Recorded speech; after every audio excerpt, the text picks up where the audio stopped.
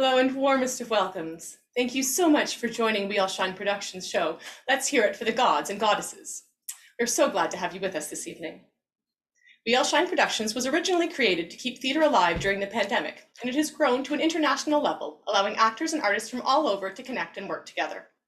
If you are new to We All Shine Productions shows, you can expect to see several one-act plays and guest artist presentations throughout the evening. We know you will enjoy the sketch comedy stylings of Diva and the Rough Catherine Hughes and Shelagh Hughes Carlini, the harp music and photography of Gryphon Geisel, St. Blair's powerful song Goddess, with artwork by Colleen Sullivan of Pulse of My Heart Studio, and the piano accompaniment of Michael Damas. Please be advised that the show contains some mature themes that may not be suitable for children. Trigger warnings include mention of kidnapping and incest. We feel it's important to offer our online productions for free to make them accessible to as many people as possible. But unfortunately, putting on a production isn't free. So we will be accepting donations to help cover some of the operating costs. However, as in the past, we will still be donating 50% of the money raised to charity. We are committed to be allies with our First Nations communities. As a start, we begin each performance with a land acknowledgement, as you saw us do today.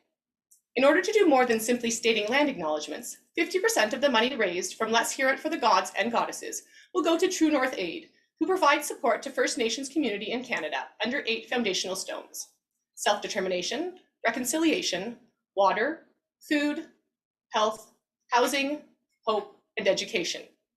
You will see a short video in just a few moments outlining some of what they do. You can find a link to the GoFundMe campaign in the YouTube description below, or on the current productions page of our website at www.weallshineproductions.com. It will remain open for donations until April 29th, 2022. We have a new and exciting component to bring you for this production. We are thrilled to have 5 of our playwrights here tonight, all 5 of our playwrights. After the plays, the curtain call, and the credits have finished, we will be having a talkback with the playwrights. Some of the cast may stick around. We hope you stick around too. Please feel free to drop any questions you may have for our playwrights, or actors and crew, into the chat during the show, and we will try to include them during the talkback segment. Now please, enjoy the show. True North Aid is dedicated to providing practical humanitarian support to Northern Indigenous communities in Canada. Hi, I'm Ken, National Director of True North Aid. For the past 8 years, we've been able to help furnish homes in Attawapiskat during a housing crisis, provide practical support like food, blankets, clothing, heaters to communities in Labrador and many other communities in Canada, and also help support young single moms through our Baby Pack program. Currently, our Hockey Cares project is inspiring youth to dream again and hope for a better future. Recently, we purchased a large steel container, which we plan to fill and send to Northern Saskatchewan to help many communities there, but also to serve as storage for a food bank we're helping to establish. All this is possible through partnership with people like you, helping our First Peoples first. For more information or to donate, and every little bit helps, contact us today.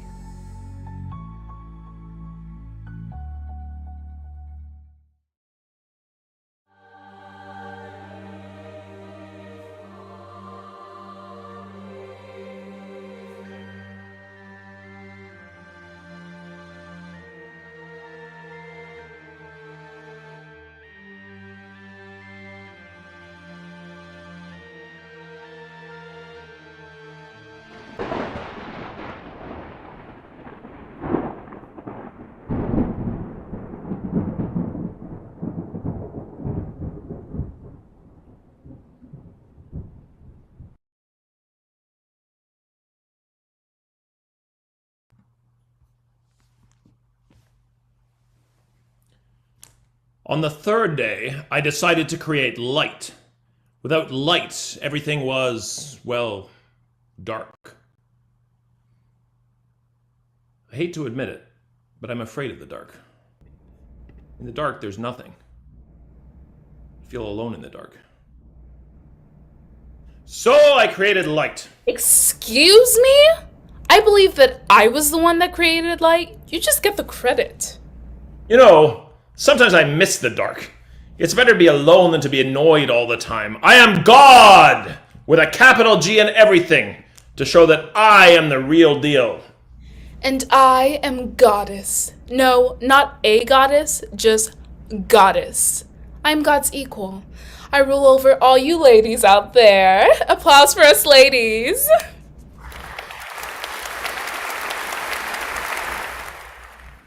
And I rule over all men. Can I get a hell yeah? As you can see, we rule very differently. That is why we decided that men and women were not meant to be together. Oh well, I decided. You did nothing of the sort. It was my brilliant idea. So we made a wall so high that it divides even us in the heavens. It looks small, but that is because we are at the very top of it. It's really very tall and very long. And so the humans are separated, and we tend to them. We feed them and create new life for them. We do keep them busy, though. A busy human is a happier human than one with nothing to do, I have always said. So I sent my men And I my women to harvest apples, to harvest oranges, to make them content and full. to keep them happy and healthy. And so they stay separated.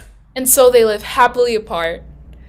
And And nothing will ever change. Ever change that.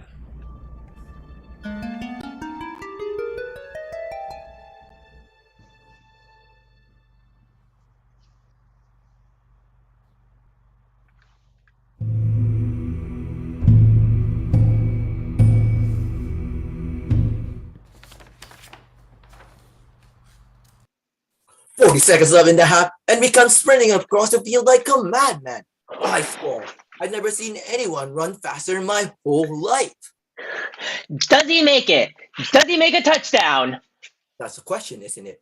So he's running, and... Sir, Adams, sir! Yes, soldier. We have a problem, sir. What kind of problem? This kind, sir. What is that? We don't know. We found it at the borderline of our territory, right at the bottom of the wall. I was just talking to our leading scientist who theorized that it may be excuse me, an orange. The cursed fruit of womanhood. Well, it's not an apple, so it's not our problem. Throw it back to them. Yeah, show them what they get for sending us their inferior fruit.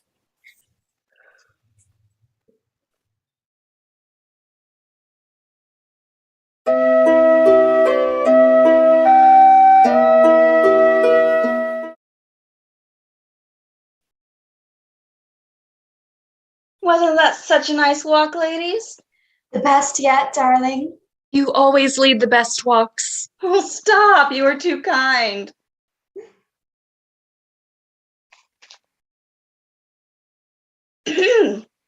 Perhaps you aren't kind enough. Darling, we have a problem. Oh, no. What is it, darling? It's this. Oh, no. Oh, my. Oh, what is it? It is obviously an apple. I will have to discuss this with the leader of the men at once.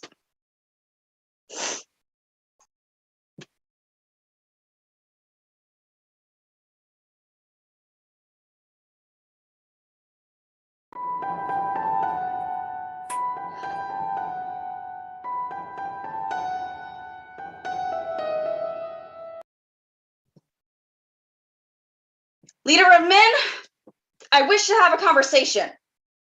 You got a lot of explaining to do, little missy. I've got explaining to do. By my goddess, it is you who have to explain this. I can't see what you're talking about. Oh, well, it's an apple. It can't be. Send it over.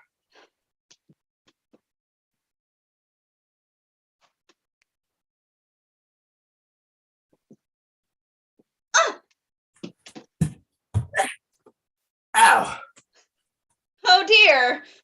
Did you get it? Yeah, I got it. You got something wrong. Because this isn't an apple. It's not? Hell no. It's an orange. What? Are you trying to accuse me of something? Only accusing you of being the bitch you are.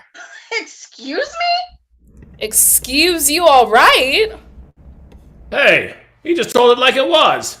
He did much more than that. It's your apple. Apologize for involving my sweet ladies in your disgusting mail business. Hey, we already established it wasn't an apple, so it must be an orange. I know what an orange looks like. I made them. That is not an orange.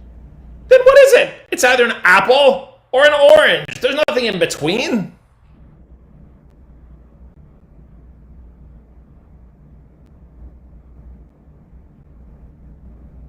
Why not? Did you hear something? Besides you being annoying? Yes, I did. Who dares to taunt the great goddess? And who bothers the amazing god? What being dares disturb our fight?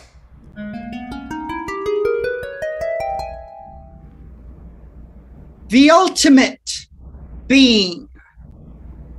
What? I think he is saying his name is Being, right, sir? I am beyond your concept of gender. I am neither man nor woman. I am both. I am neither. I am being. You're confusing. If you're not a man or a woman, what do you grow, apples or oranges? Oranges or apples? Neither. I believe you have seen my creation below. I call it a pear. What? For being's sake, it's not an apple. It's not an orange. It is both, while being completely different. But why? You really don't get past yourself to see what you've done, Can you? Well, look. You're a bitch. Well, you aren't even good enough to be considered a bitch. That doesn't make any sense. Oh! Seemed fine to me. They always fight, especially the men. Always fighting. Yep, my boys are always scrapping. They shouldn't be. Humans don't always get along, but they shouldn't fight between men and women at every instance. There is love, too. Love. Two beings putting time and effort into each other. I put time and effort into each of my men. I also put time and effort into fighting her. Do I love her? It's a cliche that I am sure some people guessed. Honestly, enemies to lovers can just be bad writing. We wouldn't want you to think this is bad writing, so no, you just hate each other. Oh, thank goddess! So, we're depriving all our creations of love? Not all, but a good amount, yes. All right, what do we do? Destroy the wall. At least for a day. See how it works.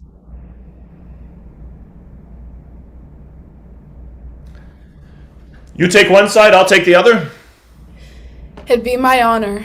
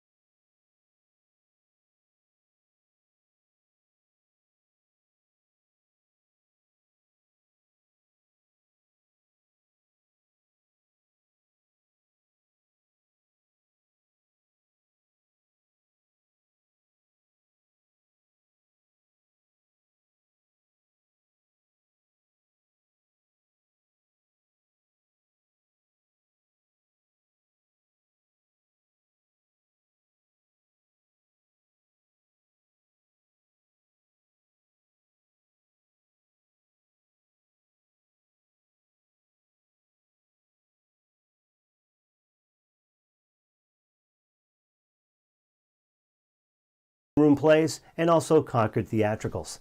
I'd like to thank everyone who worked on the show, but most importantly, I'd like to thank you for your time and attention. Please enjoy.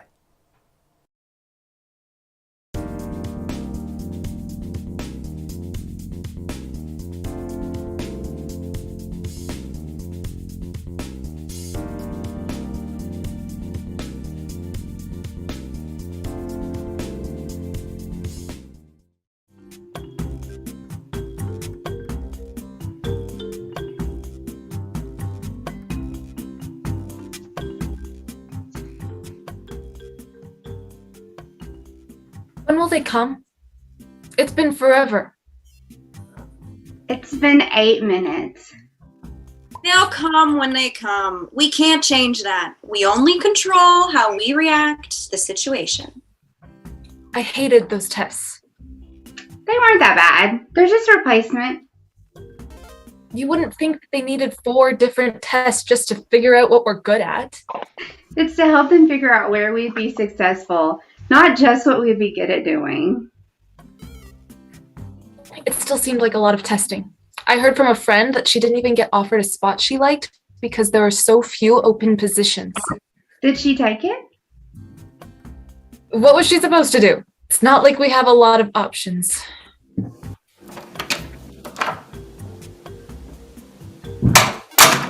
Well, hello everyone, and thanks for jumping through all those hoops this morning, but it really helps us find the best fits for candidates.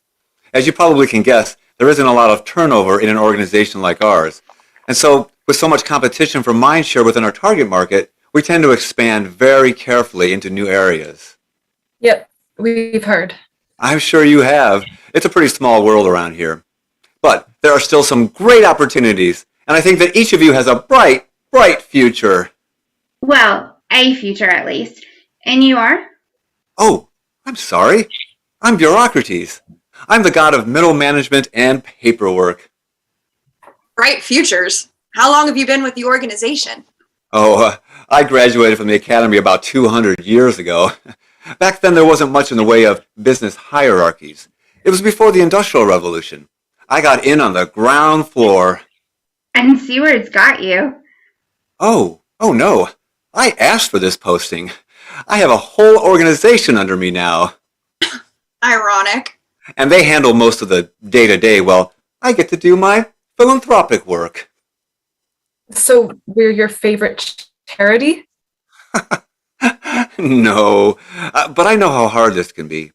It's not like in the old days where you could become the god of war or the hunt or love. Now we've become much more focused and efficient. But are the benefits the same? Mostly. Due to crowding on Olympus, we can't add any more temples up there. Zoning regulations are a nightmare. Who created zoning regulations on Olympus? I did. It's kind of my thing. More irony. But we've basically outgrown the mountain.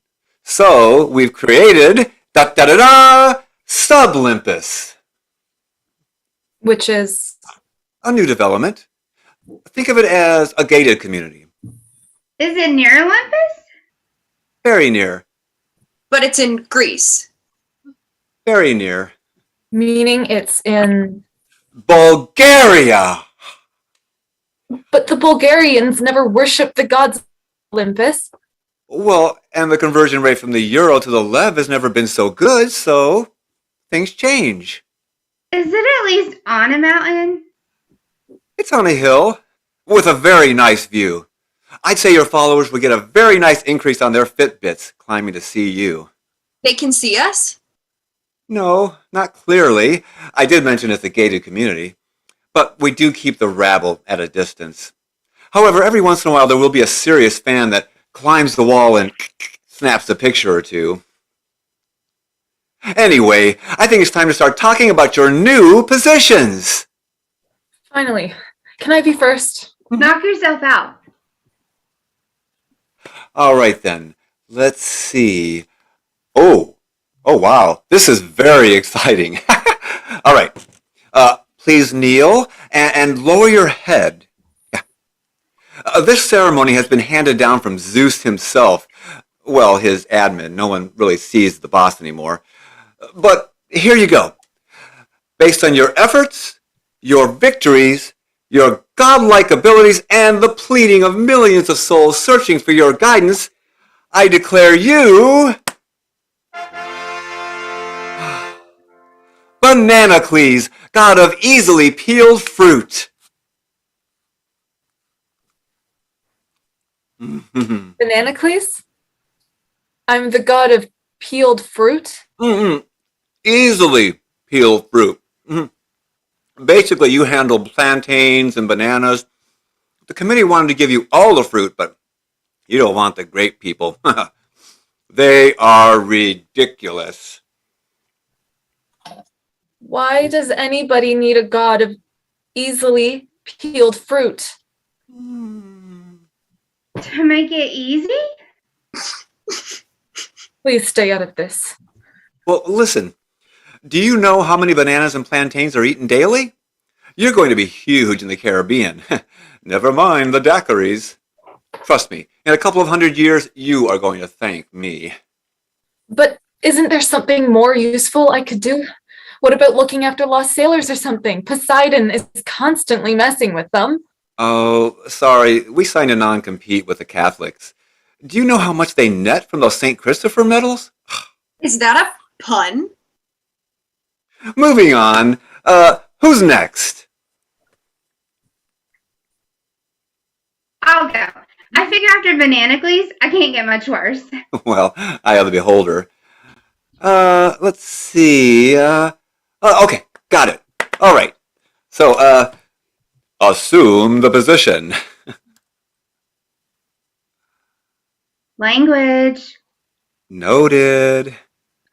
Based on your efforts, your victories, your godlike abilities, and the pleading of millions of souls searching for your guidance, I declare you Latorius, god of small payments and rare large rewards. That doesn't sound so bad. Really? Small payments, large rewards. What's wrong with that? If I don't miss my guess, you just became the god of scratch tickets. Did I? Yes, but think about the upside. You will be prayed to daily at convenience stores and gas stations all over the world. Every plastic dispenser a temple to your glory. And I'll be cursed nearly as much when they lose. But think of all the people you will make momentarily hopeful, and the small number that you will make occasionally happy. Each $2 winner, a moment of surprise and joy. Until they just cash it in for 2 losing tickets. But there will be those big winners. You can change people's lives for the better. Send kids to college, pay off mortgages, buy vacation homes in the Bahamas. Where they can buy a lot of banana daiquiris. Don't think I can't see what you're doing there.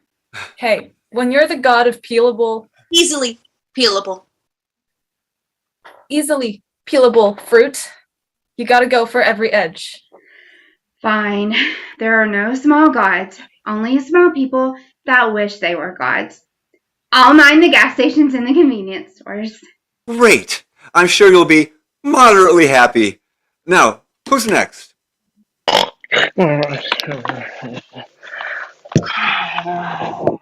Well, since the god of sleep over there... Oh, that's been taken forever. Never mind. I'm in. I'll just kneel and you can skip to the naming part. I don't need the rest of the fluff. Oh, we'll take all the fun out of it.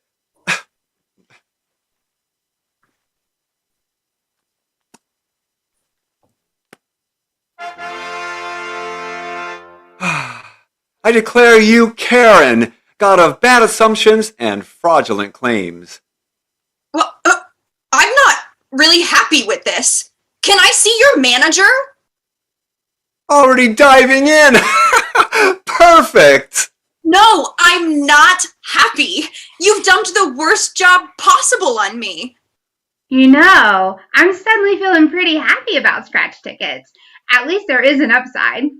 I am loving peelable. Easily peelable, you jerk! See? You're already getting more irritable.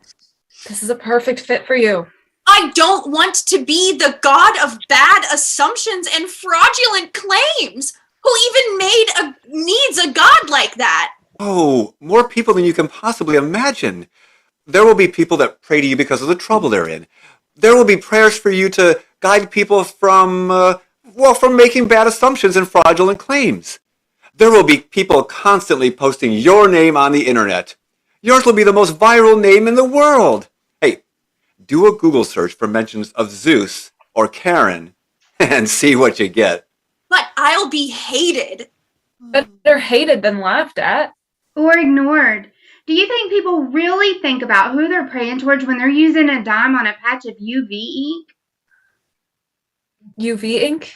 That's the stuff they put over the numbers. It's an ink that hardens under UV light. How do I know that? Oh, it's all part of the job. It comes with built-in knowledge. Half a banana, a quarter cup of coconut milk, a quarter lime, 1/8 cup of sugar, a cup and a half of ice, and an ounce of white rum. Yep. Built-in knowledge, but I like mine better than yours. Yes, being famous is all right. And maybe I could help people be more open-minded? Yeah, no, you can't. But you will be famous. The glass is half full, I guess. With the people you're going to deal with, the glass will be shattered and used to threaten people. But you can dream.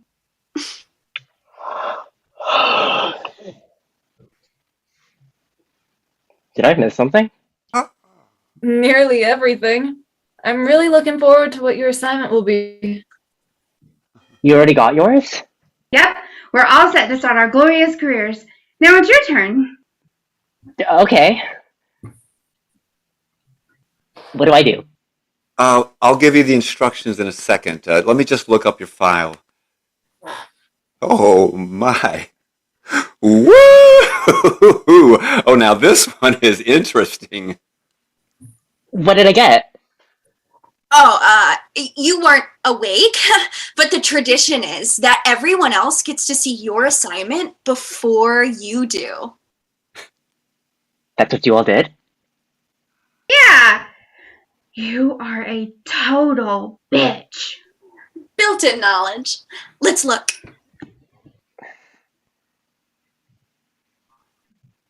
Wow. Quite a job. It's perfect. Just perfect.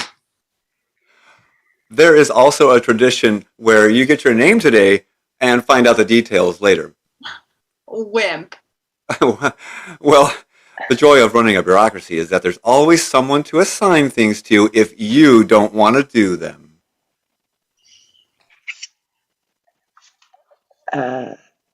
It's a strong name. Sounds important. You sure you can't give me a hint on what I'm going to be doing? Well, it's better if we do these things in stages. I can tell you that when people are praying to you, they will be their most fervent. Fervent sounds good. Very fervent. I might even say they will be desperate for your help. I'd agree with that. Absolutely. You know, I'm not feeling so bad anymore. Well, you see, you don't even know what you're doing and you're already being helpful. Now that's powerful. You're right. I'm already feeling powerful. I can hear the calls of the faithful as they cry out for me. Soon, millions will be calling out. Please help me, Imodium.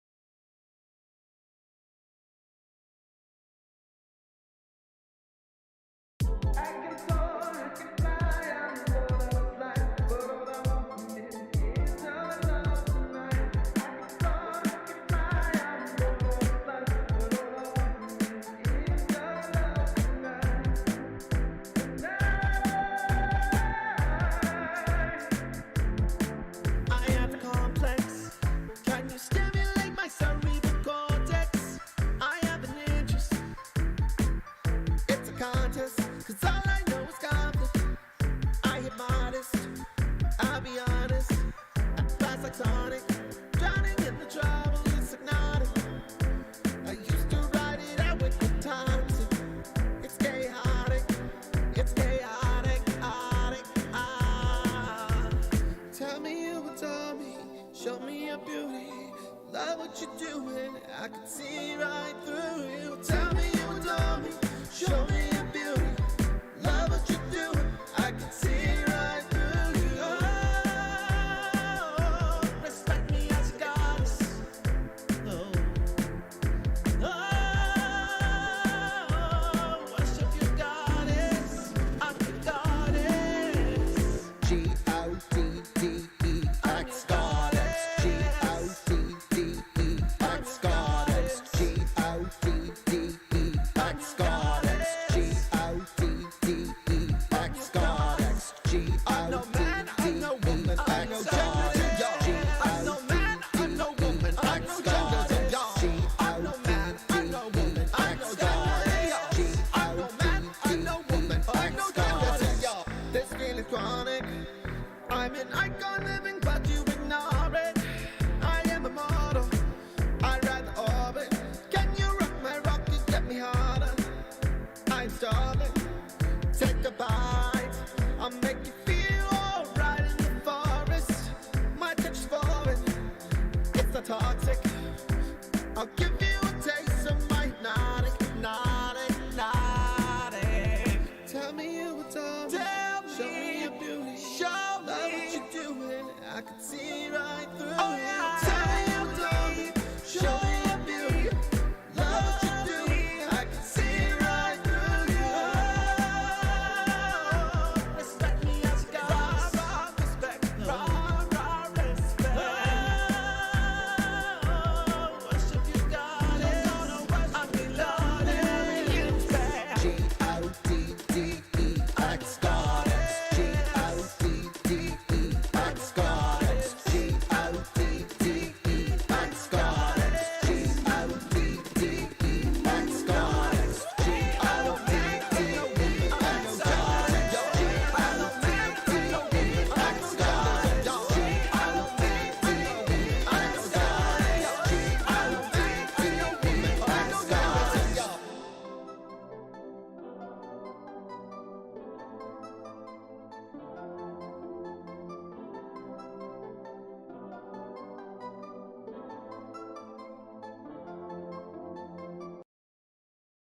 Hi, I'm Lucy Wang, and I wrote Dawning of the Age of Ganymede.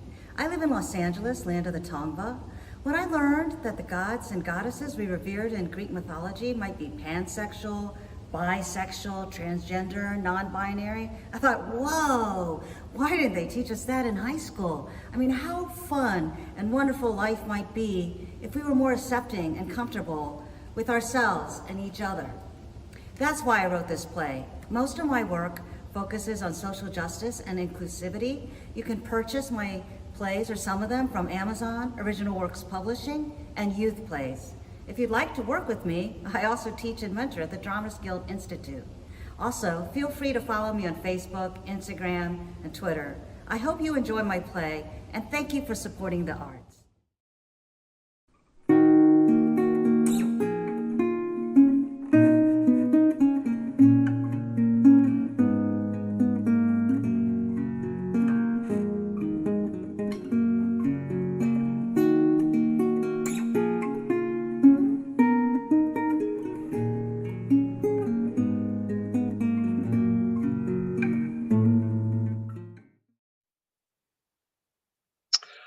I was thinking that you should sit at that end of the table and I'll sit at this end. You don't want me to sit next to you so we can play footsies? Hera, please. The king always sits at one end of the table and the queen the other. Tradition! You don't want to change it up? Fine. You want to switch sides? Actually, I would like to move Apollo and Adonis closer to me. Oh, Apollo and Adonis. Now you are trying to make me jealous. We'll have to channel that fiery emotion later. I'm hoping Apollo will tell me something big is going to happen.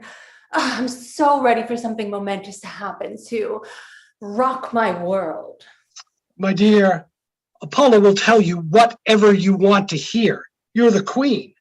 And Adonis, well, darling, it's very bad manners to drool at the dinner table. We better sit him next to me. I'll do the drooling for the two of us. What was that? Ugh, did you invite one of your wood nymphs to crash the party? I did no such thing. I'll finish the seating assignments myself. Go investigate.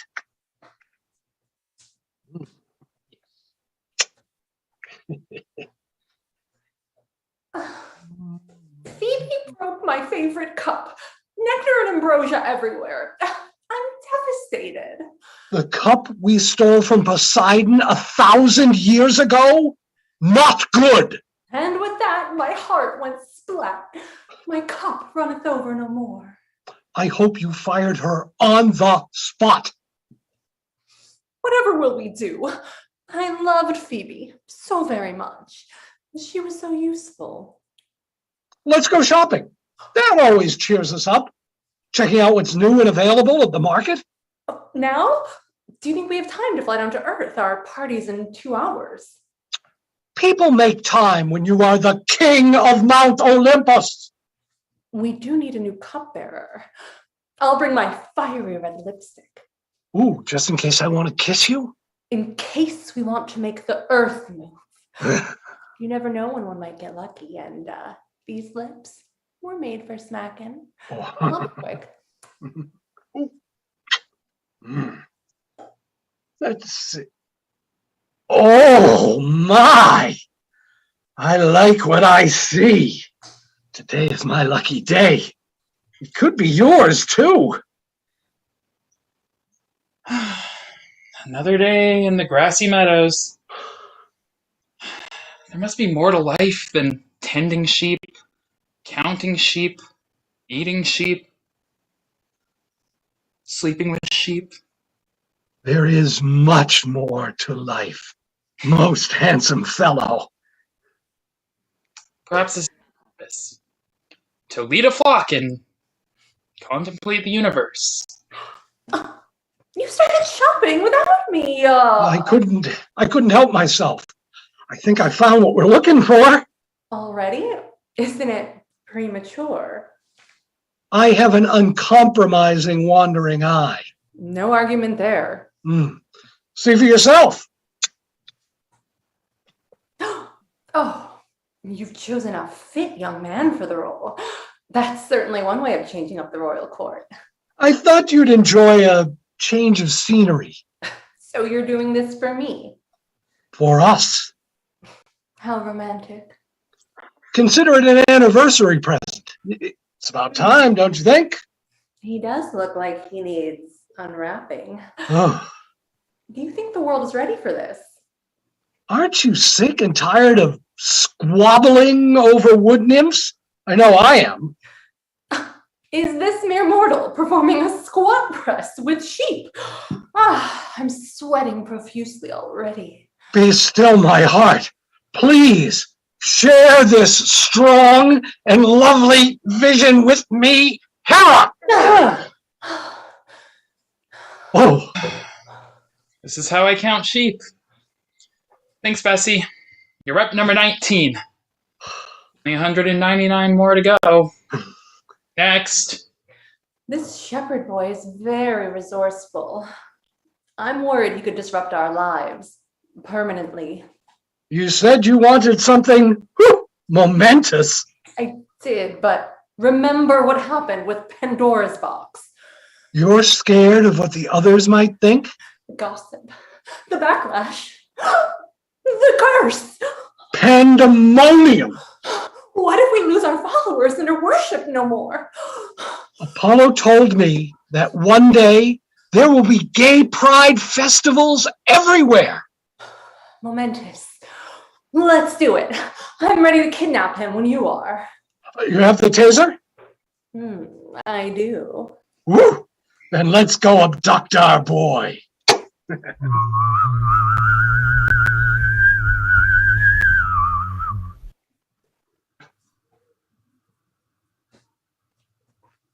Ah! What the? Did you just fall the sky? Who are you?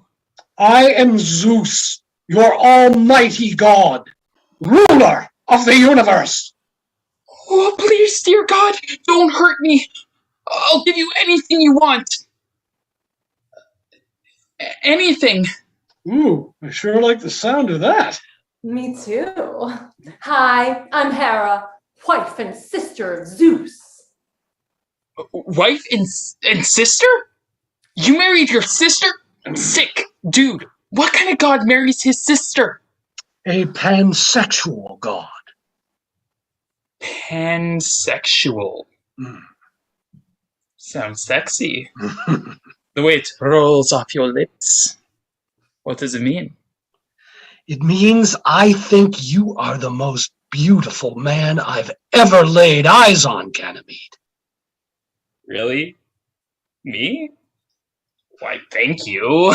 As king of the gods, I ought to know. I've seen it all. And then some. Of course. We'd always like to see more. Then release your stronghold if you are so mighty and powerful that resistance is futile. Drop your tasers. You won't run? If you're really the gods you say you are, what does it matter? Can anyone outrun the gods? Smart cookie.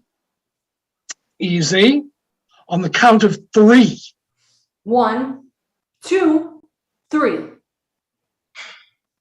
Thanks. I had no idea that gods were allowed to be pansexual. Technically, we're not. I thought it was illegal. Taboo. It is. Today. Perhaps in the future. That's why you married your sister. She's your beard.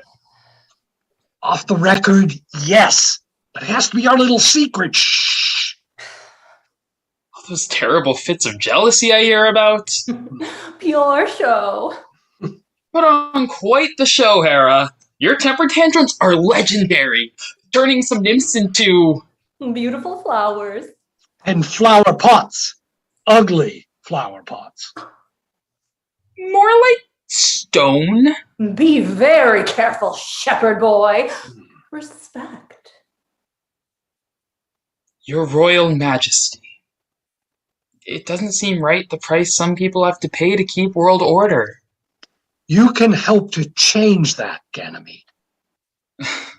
I'm just a poor shepherd boy. With bulging potential. I saw you work out. You're very, flexible. Gotta stay in shape. Ahead of my flock. Tending sheep may look easy. But no doubt, it can be very lonely. Up here, alone. Certainly gives me a lot to think about. Stare at the sky a lot. I can count to 1,000. Impressive. But is that what you want to do for the rest of your life? Do you think sheep can be pansexual? I'm asking for a friend. How would you like to be our new cupbearer and drink the nectar of the gods? Are you offering what I think you're offering? Immortality. A seat at our table, lavish feasts. Boundless love. Whoa. You'll never starve for food or affection. I will love you like no other and cherish you like my son. I have parents. I don't need another father. Then let me be your friend, your confidant, your partner.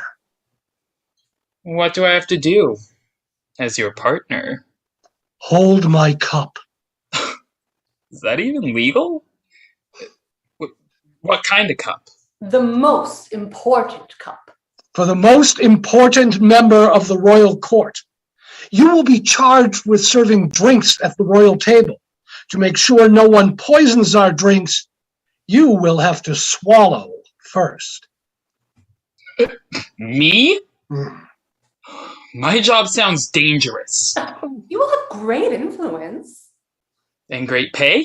Of course, divine pay for divine gods, and we will reward your family with gold. Do I have a real choice? Flower, stone. God.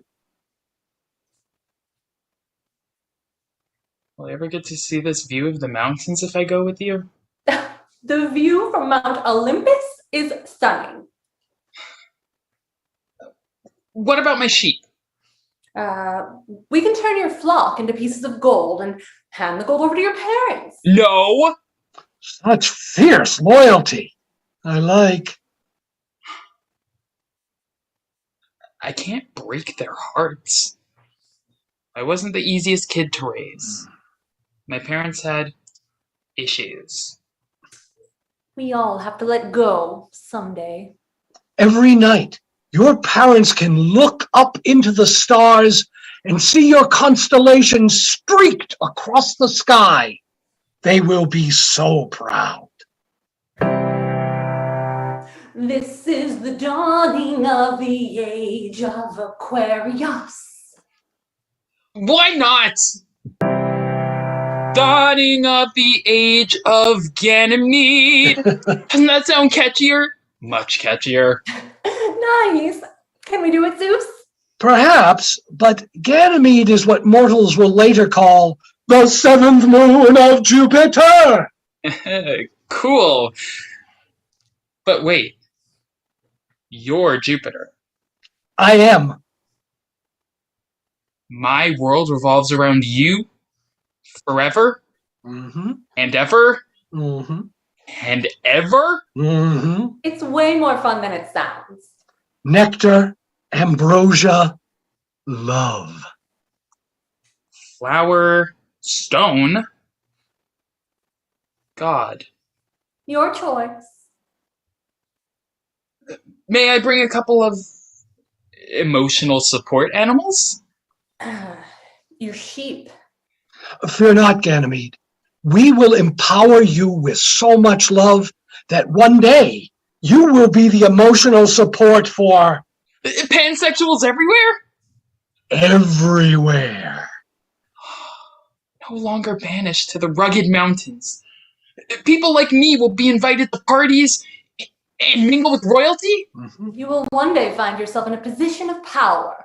Mortals will flock to listen to you. Whoa. Men and women hanging on to every word I say. I'll count them like sheep. You'll need to learn how to count to 1 billion. That's Apollo's prediction. 1 billion like me? Like us? Maybe more. You can ask Apollo. By the time people know your name, people will say LGBTQIA plus. LGBTQIA plus? Mm. Yikes. That's a mouthful. What's wrong with pansexual? Long story. It sounds awesome. It's just that I'm worried Bessie and Violet might be pansexual, and I'd hate to see them slaughtered, sacrificed for the wrong reason. Well, sure. Bring them along. The more, the merrier. There's also my friend Trevor. Absolutely. Invite Trevor. The universe belongs to all of us.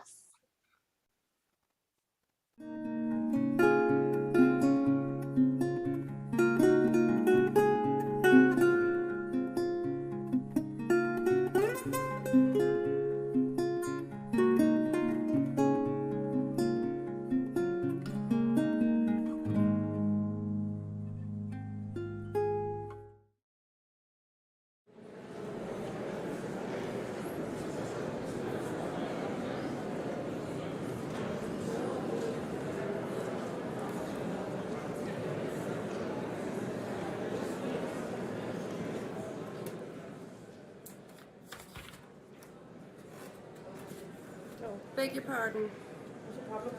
Bridget? Bridget? Bridget, is that you? No, I am Cleopatra. Notice the genuine headdress. You're not Cleopatra. Cleopatra wasn't even a goddess. She was Egyptian, not some hasty Irish woman. You are Bridget. Goddess, priestess, healer, leader of healers and poets. Don't forget leader of childbirth, farmers and cattle, protector of the home from fire and calamity. Yep, it is you. Now get rid of that silly costume. Damn it, Pan! You said it was genuine! What are you playing at? What's with the costume? Well, just I don't want to be recognized. You know, paganism is on the rise, and for a few centuries there, I had some rest. But now it's all healing circles, and people are invoking me, and, you know, I feel like a clown at a child's birthday. It's too much. Well, be thankful no one even remembers me. And me being the ancient Irish Earth Mother. Well, I find it hard to believe that nobody remembers the ancient Sheila the Gig. Sure, your vulva's carved all over churches in Europe. Wouldn't you know a man carved those? Oh, God, I'm mortified. To be fair, it did represent fertility and rebirth, and, well, it was quite mesmerizing. Well, it did stop people in their tracks. What year were you canonized? Oh, talk to me. 453. See, I was close. I was going to say 452, because that was the year. Oh, yes. Attila got his. Oh, he did indeed. Oh, and it was the year of the spring equinox. Do you remember? Oh, no, you don't, because you were knee-deep in need, flashing your vulva to everyone. Oh, but just shut up, Bridget. Jeez, it's Cuchulainn. If he comes over here to tell one of his battle stories, we'll never get out of here. You know what? I just don't feel like mixing with the gods this year. Neither do I. I can't stand the gods. They're all full of themselves. Oh, you know what we should do? We should go mess around with that fella. He's named after my favorite Canadian food. Your favorite Canadian food? No. Your favorite Canadian food is poutine. Is it? Oh, by us it is. Now, listen, I had a bit of an idea.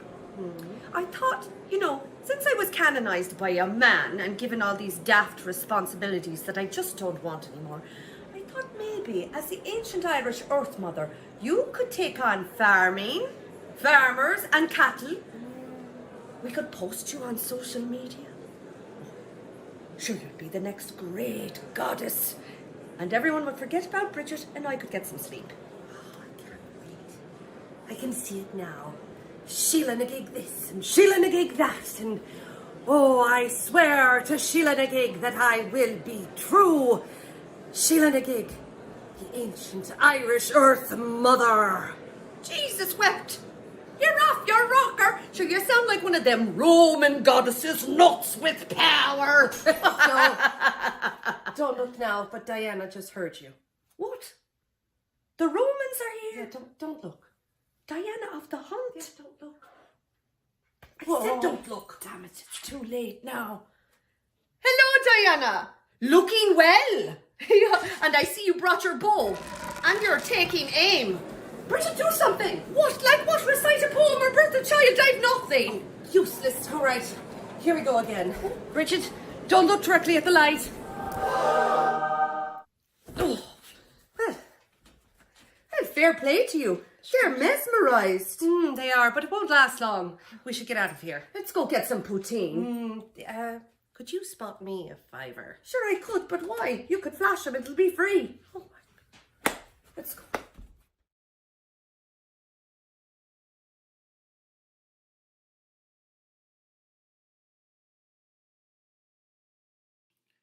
Hi everyone, my name is Ken Preuss and I am a playwright, a teacher, and a performer in the Central Florida area.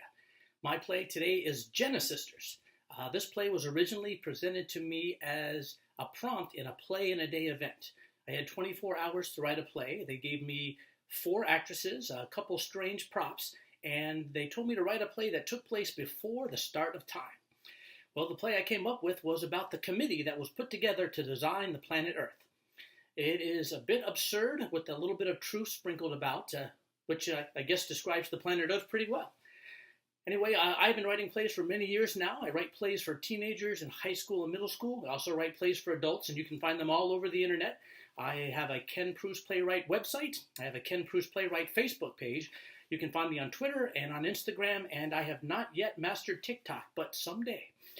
Any case, I'd like to thank you for supporting the arts, and I hope you enjoy the show.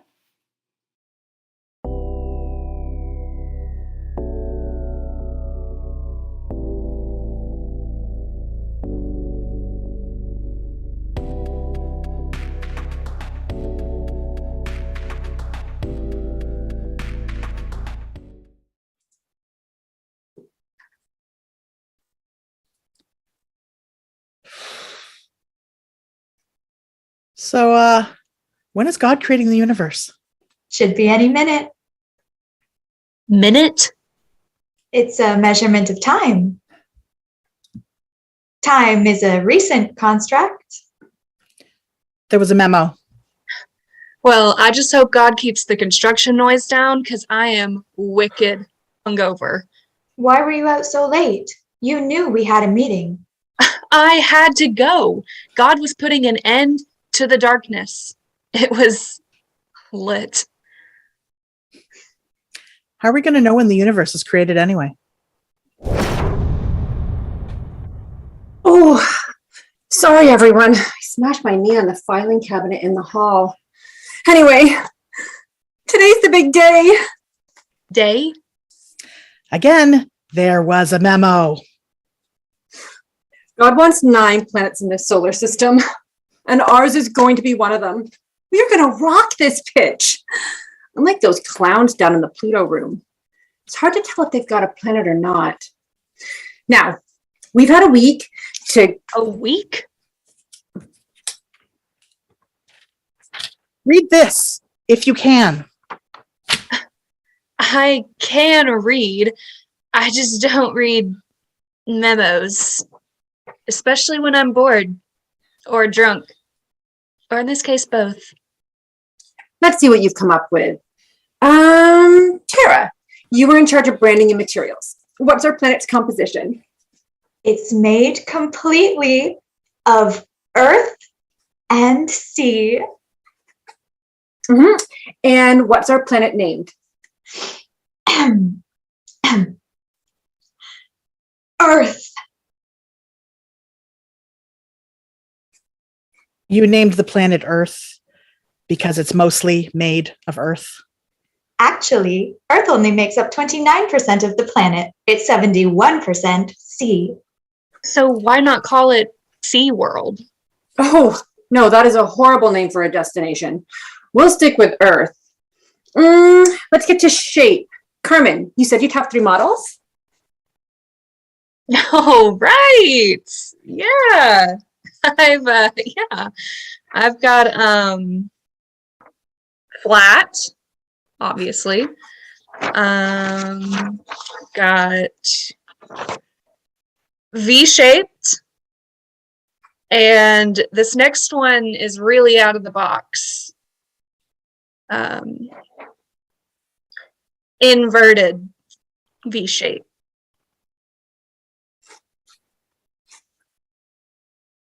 The water would all slide off. Then the name Earth might actually make sense. Well, I think flat is the obvious choice out of the 3. All in favor? What about a dodecahedron? It's a 3-dimensional figure with 12 flat faces, 20 vertices, and 30 edges. I'll demonstrate with origami. May I?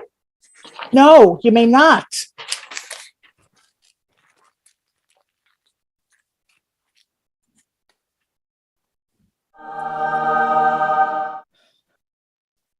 So you're suggesting a sphere? I just wasn't going to wait for her to fold the freaking thing, but sure, let's go with sphere. I like it. Let's move to population. Penny, what are we putting on the planet first?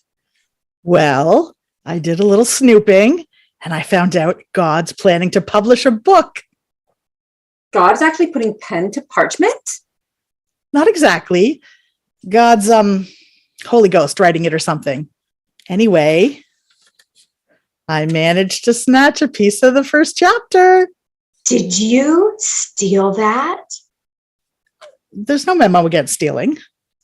It's coming. Anyway, check this out. Let the birds fly above the land and across the face of heaven. Birds? It's a species God plans to create, to soar in the sky. And I whipped one up to show God that we're on the same page. A page you've obviously destroyed. May I proudly present the penguin! That ain't gonna fly. It'll be fine. I think God would like it. No, I mean, it's literally not going to fly. It's a prototype. It's a prototypo. Is it really that bad? It does have flippers instead of wings. Maybe we can send the penguins to SeaWorld. That's horrible. You don't have to be cruel. Look, it's a perfectly fine creature. We'll find a place for it. On Earth. Like at the bottom, where it's cold. And God doesn't have to see it looking down from heaven. I have other ideas too. I've got a series of giant terrestrial lizards with feathers. Just really bad at this whole bird thing. We will all add more creature ideas later. Big-footed bipeds. Horses. With horns. Felines. We think they're deities. But we need a big one. Something to really capture God's attention. Something that's going to make Earth rise to the top. With penguins at the bottom. Hear me out. What if we suggest a being created in God's own image to be master of all the species on the planet? We're listening. I sketch my vision. I call it Woman. It looks just like her. She'll love it.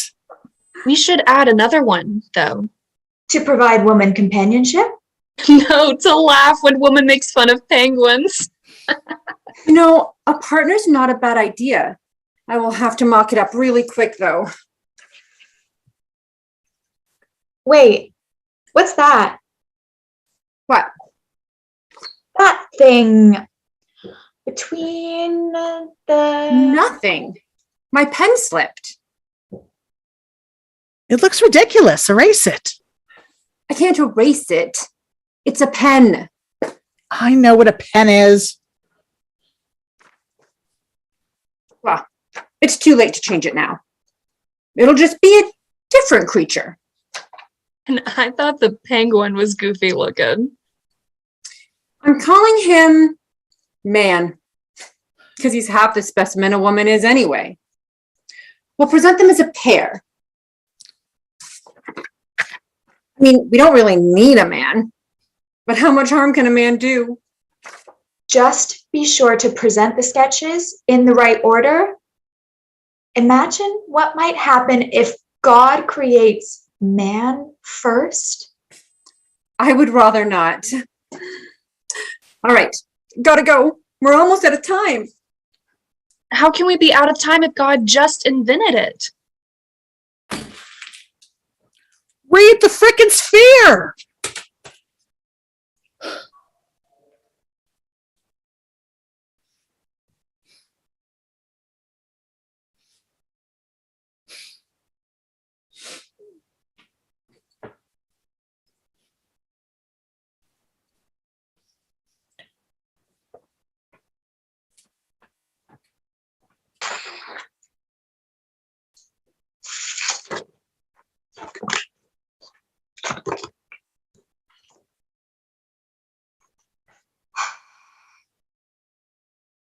This planet is going to be a train wreck.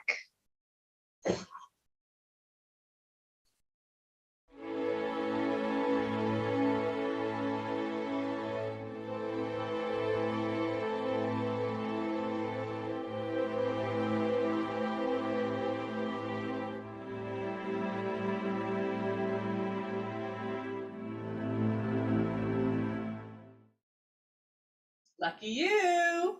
Now it's up to me to kill time to allow the cast and crew to get set up for the next play. I'm sorry. Oh, spoiler alert. The fabulously cheesy lyrics set to the beautiful traditional song The Water is Wide may contain spoilers of the plays we presented so far. If you joined us late, you probably want to mute me soon. Oh, don't worry, I won't be offended. But you should totally go back and watch the whole thing after the live stream and Playwright talkback, because you don't want to miss any of the amazing plays or collaborating artist performances. Now, enjoy the song. We're almost all done, one more play to go. Time to set up for our next show. But the talented artists are all done, so you'll have to endure my silly song. Sorry. God and Goddess have built themselves a wall, so men and women live apart until a pair upsets it all, and being shows what's in our hearts. For candidates await their fate. It's placement day, a special date. What unique gods will they become when bureaucracies assigns each one? Zeus's cup is broke, Hera is upset. A new cup bearer they must get. To earth they went to find Ganymede. Now he tastes the nectar and the mead. Ambrosia. The universe is about to begin. A pitch for earth from four heavenly things. Propose woman as the ultimate thing. Then a slip of the pen, disaster brings. Now you're in for a treat with our next play, with a look at the office for a day. Can there be any peace between gods of small pleasures and self-care and functional anxiety? I have bought enough time for actors and crew to get set up to perform for you.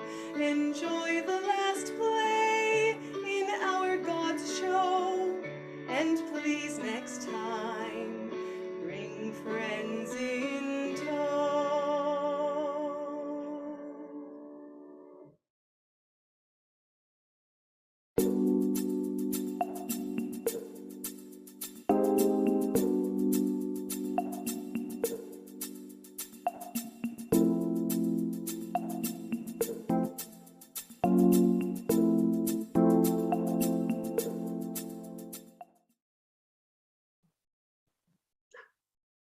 Another day in paradise, right?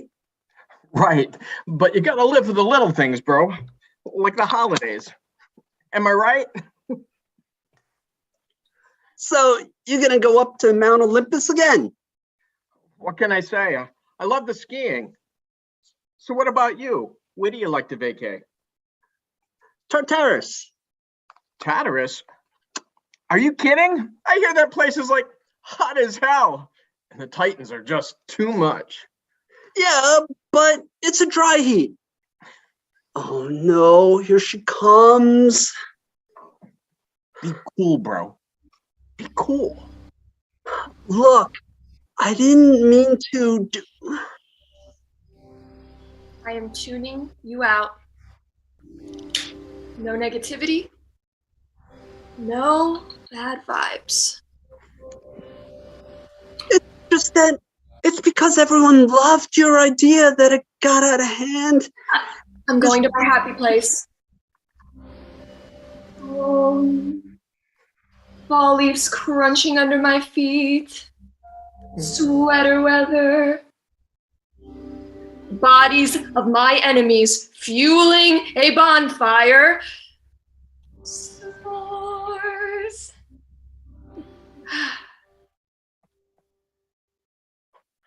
Dude, what happened? Alana just saged you out. What did you do? I was only trying to help. Oh, no.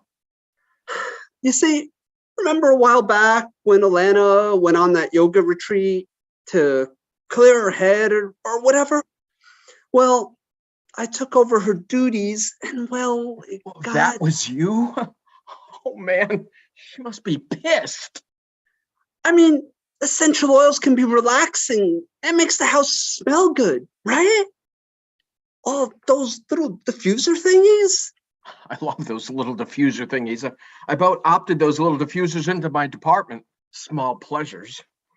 Well, everyone loved them, right? You see, I did my thing, you know, my god of functional anxiety thing, and then one thing led to another, and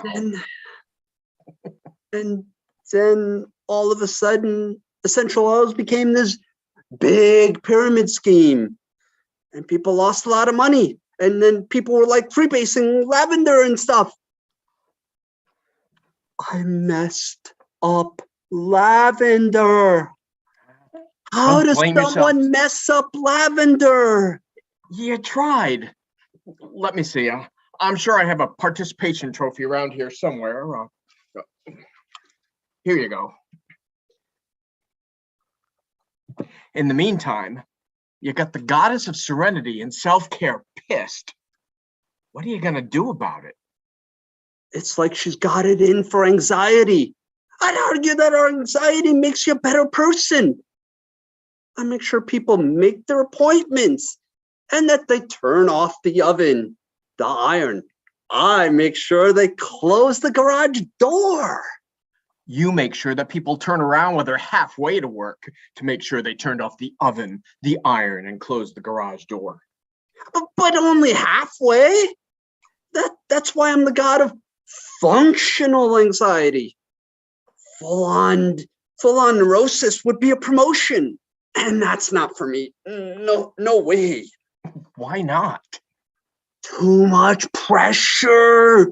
I want to do my job and not get demoted. I'm not going back to rashes and mosquito bites. Dreadful.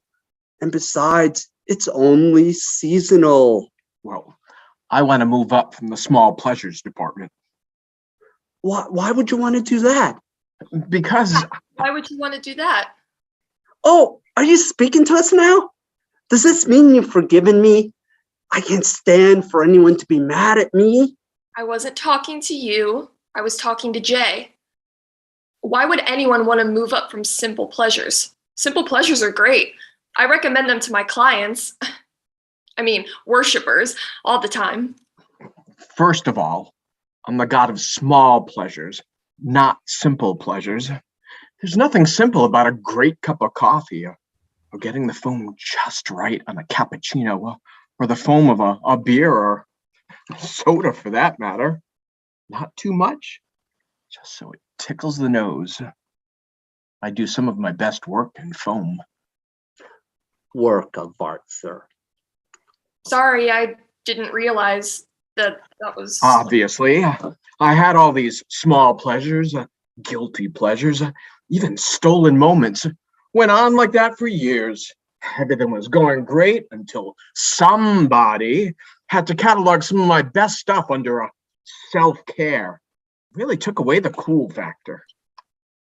I don't see how just making it part of your self-care routine has to do If your weird aunt, well, not the cool aunt with the awesome record collection, but the weird one with all the houseplants swears by it, and it's available in the health food stores next to the wheat germ, it's no longer a small pleasure.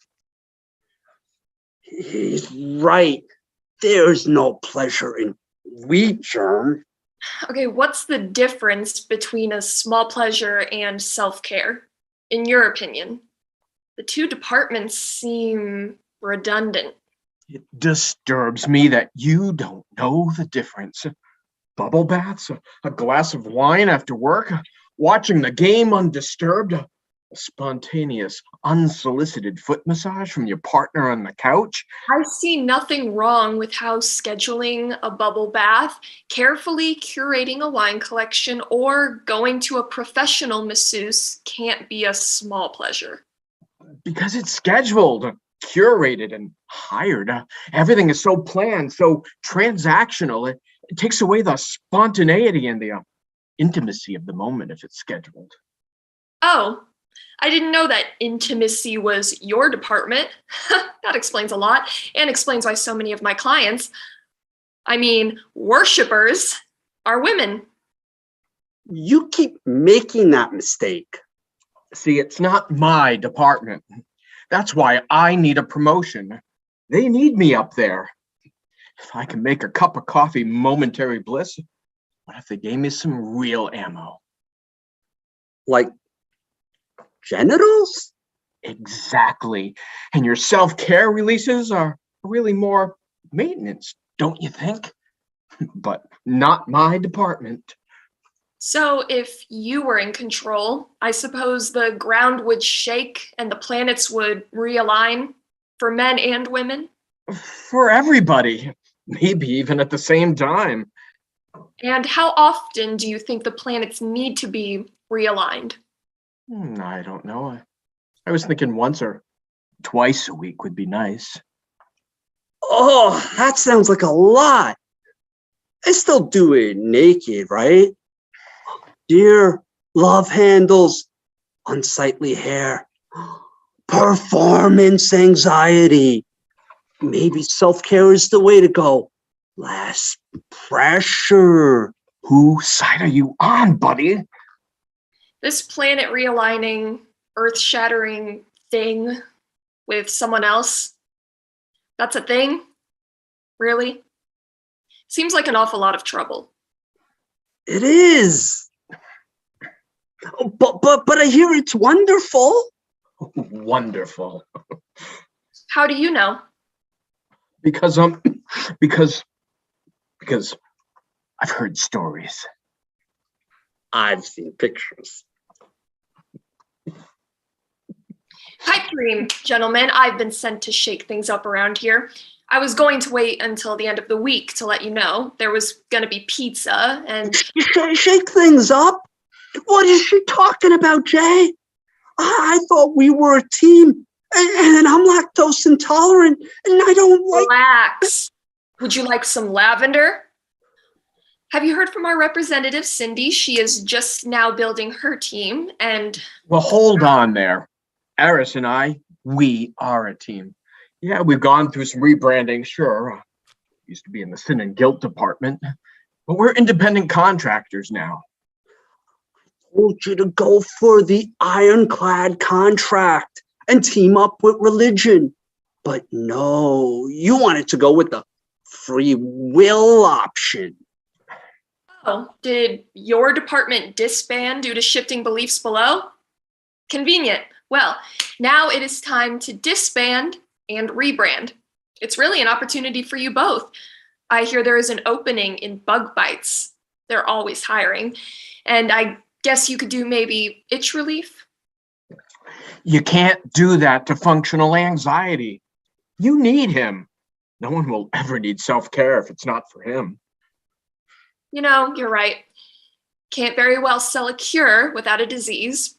But as for you... I'm not a disease. I'm a part of the human condition. I warn of danger. I want best woolly mammoth detector 3 years in a row. Yes, and good job. But that was a very long time ago. People in modern times don't need to be on high alert all that time. All that nervousness causes wrinkles. But I've got the cure. Essential oils. Yes, essential oils. And gratefulness. Gratefulness? Yes, gratefulness. I will teach the world to be grateful for the little things. I will rebrand these small increments of pleasure self-care. I will encourage my clients to call off work and call it a mental health day. I will let them know it is okay to have ice cream in measured amounts, especially if it is low sugar and low fat, like sorbet. So you're taking away the sacred art of playing hooky. What's the fun in that? And sorbet? It's not ice cream. It is if I say it is. You don't have to feel guilty about anything anymore. So you want to rebrand small pleasures as self-care, and you want to remove the guilt out of guilty pleasures? Eris, guilt used to be your department. Do you have anything to say about this? I am worried. Aren't you always? I mean, not being worried about anything? How is that possible? Why would you do that? I mean, why would you work hard or try to be nice or ever return the grocery cart? If you weren't worried that a heavy wind could come through and that cart would blow away and then hit some car or somebody and then maybe hit their head and then they die and then you'd have blood in your hand. You have to return the cart. And why do you want to remove the naughty factor? Isn't there a bit of a thrill because it's not measured? Because it is a stolen moment, a bit of pleasure that no one has to know about. Of course not. People will post about their gratitude for the opportunity to treat themselves to a spa day and post selfies with cucumber slices on their eyes. Thanks and praise. Now, those are two great things that taste great together. Wait. Gratitude? Client? Of course! It all makes sense. What makes sense? You got that wild look in your eyes.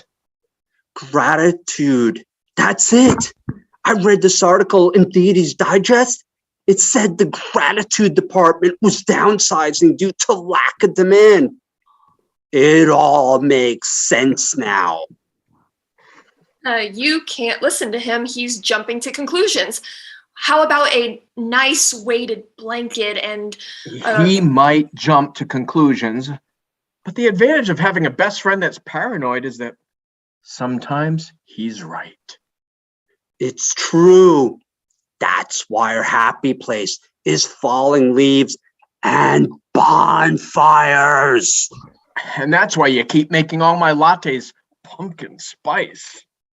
So, I was in gratitude and I was great at it. People used to give thanks for everything. Thanks for meals, thanks for rain, thanks for the harvest. Fall was our busiest season. And all that changed. People started taking things for granted. You can't blame me. I remind people that they could lose everything without constant vigilance. Eris, I don't think you're helping right now. Okay, so an old gratitude girl has rebranded herself as a self-help guru. Okay, I get it. But why take away the guilt out of a guilty pleasure? Because it's not needed. It's absurd. Come on, isn't it more fun when it's a bit naughty?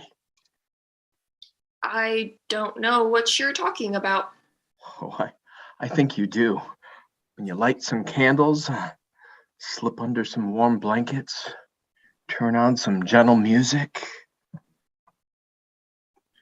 That is Thursday ritual after a long hike in nature and yoga class, alone. Oh, but you're not alone this time. When someone else brings you some sparkly champagne that tickles your nose, rubs your feet from all that hiking, they tell you how beautiful, dedicated, and incredible you are.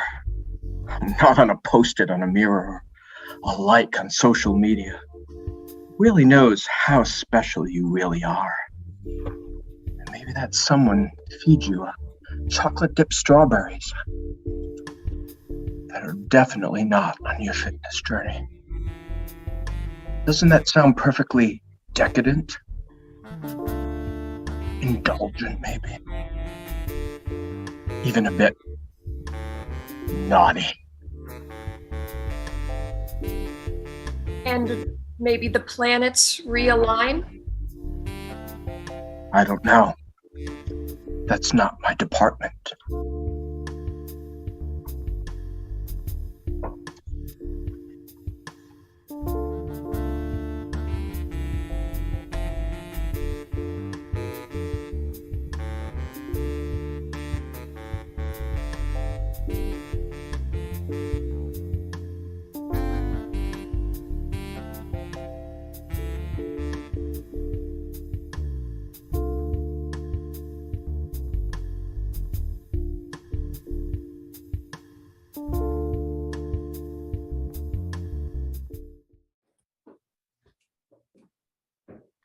We're going to wait for a second, make sure everybody gets in from our breakout room, the joys of live theater, to make sure nobody pops up.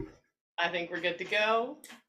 And one more time, the cast and crew of Let's Hear It for the Gods and Goddesses. Hi, I'm Sydney Aller, and I was heiress in Not My Department. I reside on the lands of the Huron-Wendat Nation, currently known as Ballantrae, Ontario. Though we all are occasionally anxious, some of us have anxiety disorder and live for years without being diagnosed and getting help. There is treatment out there, so please don't suffer in silence. And I wanted to thank the cast and crew for a great experience. Hope you enjoyed the show, and please help support the arts. Hi, I'm Margot Berwitt. I played Hera in Dawning of the Age of Ganymede. I'm zooming in from the historic traditional homeland of Coast Salish and Suquamish peoples, currently known as Bainbridge Island, Washington, in the USA. I just wanted to thank everybody involved in this fabulous production, as well as We All Shine Productions, and everyone who came. Thank you so much. Hi, my name is Rebecca Burrell. I played Tara in Genesisters and Woman 2 in Apples and Oranges. I'm zooming in from Peterborough, Ontario, which is the traditional territory of the Mississauga Anishinaabe people. Thank you so much for joining us tonight, and we hope you had a great time. Hi, I'm Bailey Burleson. I played woman number 3 in Apples and Oranges and Carmen in Genesisters. I am coming from Knoxville, Tennessee, and thank you so much for watching. I hope you enjoyed the show. Hi, I'm Paul Buxton. I played Zeus in The Dawning of the Age of Ganymede. I am zooming from Venice Beach, California, the ancestral home of the Tongva people. I want to thank everybody who came out to see the show, and I'm so glad that you're helping to support online theater. Hi, I'm Dee Dee, and I played the Bing in Apples and Oranges, and I am zooming out here from Windsor, Ontario. I want to thank you everyone for joining us in the show tonight. It's lovely to have you, and we want to thank you for supporting live theater. And I also want to thank you, the incredible cast and crew of this production, for all of their amazing and hard work. And it's just been lovely to be a part of this wonderful show this evening. And we're glad you enjoyed it. Take care. Hi, I'm Molly Douglas. I am zooming in from Cape Girardeau, Missouri. I played woman number 1 in Apples and Oranges and Alana in Not My Department. And I just want to thank you for watching the show, and I hope you enjoyed it. Hi, I'm Joseph. I play Adam in Apples and Oranges. I'm from Toronto, and thank you for coming. Hi, my name is Tristina Haynes, but tonight only, I'm Rory from the Genesisters. I'm from Peterborough, Ontario, the land of the Ojonugwa. I don't have any sisters, so I'm so grateful to my Genesisters for their hard work and talent, and I'm so excited you all came to watch. Hi, my name is Leah Hall, and I am from Cincinnati, Ohio, the traditional home of the Shawnee and Miami people. I played Karen in Placement Day. Thank you so much for watching, and as a rule, don't be a Karen. Hi, I'm Tara Holly. I played Candidate 1 in Bananacles in Placement Day. I'm from Pickering, Ontario, and thank you so much for supporting the arts in its many forms. Hello, I'm Tom Haynes. I played Bureaucrates in Placement Day. I live in Raleigh, North Carolina, USA, near Durham, the home of the Duke Blue Devils, and Chapel Hill, home of my beloved UNC Tar Heels. Go Heels, they're down by 2 with about 30 seconds left in the first half. In my next play, I'll be Emma's father in a new adaptation of Jane Austen's Emma. Hello, I'm Juliet Lene. I'm zooming in from Tallahassee, Florida, and I played Eve in Apples and Oranges. Thank you so much for tuning in.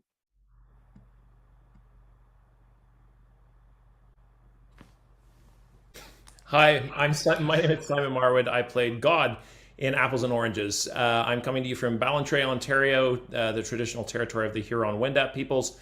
Thank you for supporting our company, and I very much hope you enjoyed the show tonight. Hi, I'm Patrick Murphy, zooming to you from Massachusetts. I played Jay, not my department. I hope this evening was a small pleasure for you. Thank you to friends and family for their love and support. Hi, my name is Ojonugwa. I play Goddess in Apples and Oranges. I'm from Toronto, and feel free to check me out on Instagram. My Instagram is @itsojonugwa. That's ITSOJONUGWA. And thank you so much for watching. Hi. Hi everyone, my name is Primitivo Steve Saet, and I'm zooming in from Toronto, Ontario. I played man number 2 and 3 in Apples and Oranges and candidate number 4 in Placement Day. I just want to say thank you so much for joining us, and I hope you enjoyed. If you want to follow me, my Instagram handle is at Primitivo Steve Saet. Thank you so much. Hi, I'm Marlo Keisha, and I played Penny in Genesisters. I'm zooming from Toronto. And I encourage all of you, if you are a fan of Zoom theater, as you must be because you came and watched tonight, to participate in the Zoom Theater Labs that I'm co-producing. They're coming up on April 21st, May 5th, and May 19th as part of Alumni Theater's New Ideas Festival. And registration just opened today. You can find out more information about that on the Alumni Theater website. And if you want to find out more information about me and what I'm up to next, you can check out my website at mkshaw.ca. Hi, I'm Danielle Schuler. I'm from Sylva, North Carolina, and I played Latorius in Placement Day. Thanks for watching, and we hope you had a good time. Hi, I'm Nick Xidos, and this is Bessie. She's lost a leg. I'm beaming in from Treaty 1 territory, Winnipeg, Manitoba. I played man number 1 in Apples and Oranges, as well as Ganymede in The Dawning of the Age of Ganymede. If you would like, you may follow me on Instagram at HeyIt'sNickX. Thanks for supporting theater, especially in these tumultuous times. Lead with kindness and stay safe out there. Hi, I'm Lori Moritz, zooming in from Aurora, Ontario. Tonight, I was the Zoom stage manager for Let's Hear It for the Gods and Goddesses. Thank you for joining us, and thanks for supporting the arts. Hi, I'm John Sellens from Newmarket, Ontario. I control the horizontal and I control the vertical. I don't know what more to add to John Sellens, except that controlling the horizontal and the vertical means that he was our OBS stage manager tonight, meaning that he was the person responsible for bringing our show into your homes tonight. Myself, I'm your sound operator for tonight, as well as the co-director of Not My Departments, Andrew Sanjay Puwaru, and I'm currently zooming to you live from the traditional territories of the Wendat, Haudenosaunee, Anishinaabe, and Mississauga of the Credit First Nations. If you want to find me and what I'm doing next, follow me on Instagram at andrew.s.powaru. Hi, I'm Christine Sawka Fraser, zooming in from the Greater Toronto Area, specifically Stouffville, Ontario, Canada, traditional territories of the Anishinaabe, Haudenosaunee, and the Wendat. I am the founder and artistic director of We All Shine Productions, and I was the producer and director of the 5 plays, co-directing one with Andrew, the hand model in Genesisters, as well as the wearer of many other hats for Let's Hear It for the Gods and Goddesses. If you want to see what I'm up to, follow me on Instagram at Christine Sawka Fraser. Thank you so much for bringing us into your homes tonight. We really hope you enjoyed the show. Make sure you don't miss any of our productions, audition and artist collaboration notices, or special releases by subscribing to our YouTube channel and following us on social media. You can find the links in the YouTube description below or on our website. If you missed the introduction, just a reminder that we will be donating 50% of the funds raised from tonight's show to True North Aid. A link to the GoFundMe campaign can be found in the YouTube description below or on our website at www.weallshineproductions.com. Now, we hope you stick around for the talkback with the Playwrights cast and crew. As soon as the credits are done rolling, we'll switch back to the Zoom feed for our talkback, so don't go anywhere. You can still type any questions you have in the YouTube chat, and we'll get to them as time allows. Thanks again for joining us. And remember, we all shine, so share the light.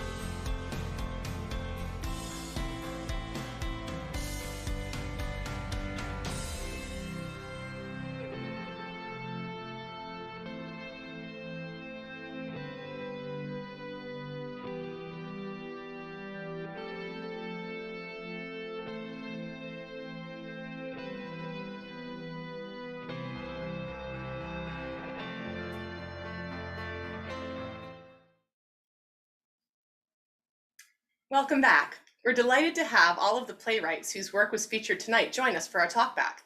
And some of the cast was going to stick around too. So feel free to continue putting your questions in the chat and we'll do our best to ask them as time allows. Can I now please have the playwrights, cast and crew join us?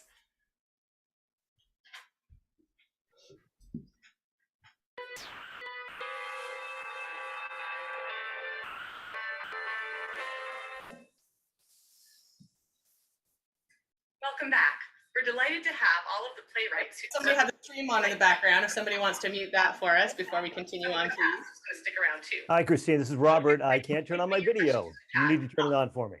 Absolutely. We will get that. Thank you. There you go. Perfect. All right. I'm having a similar issue. Sorry, who was that? Mary Karty, I'm having a similar issue with my video. Yeah, there you go. You should have access now. Thank you. All right.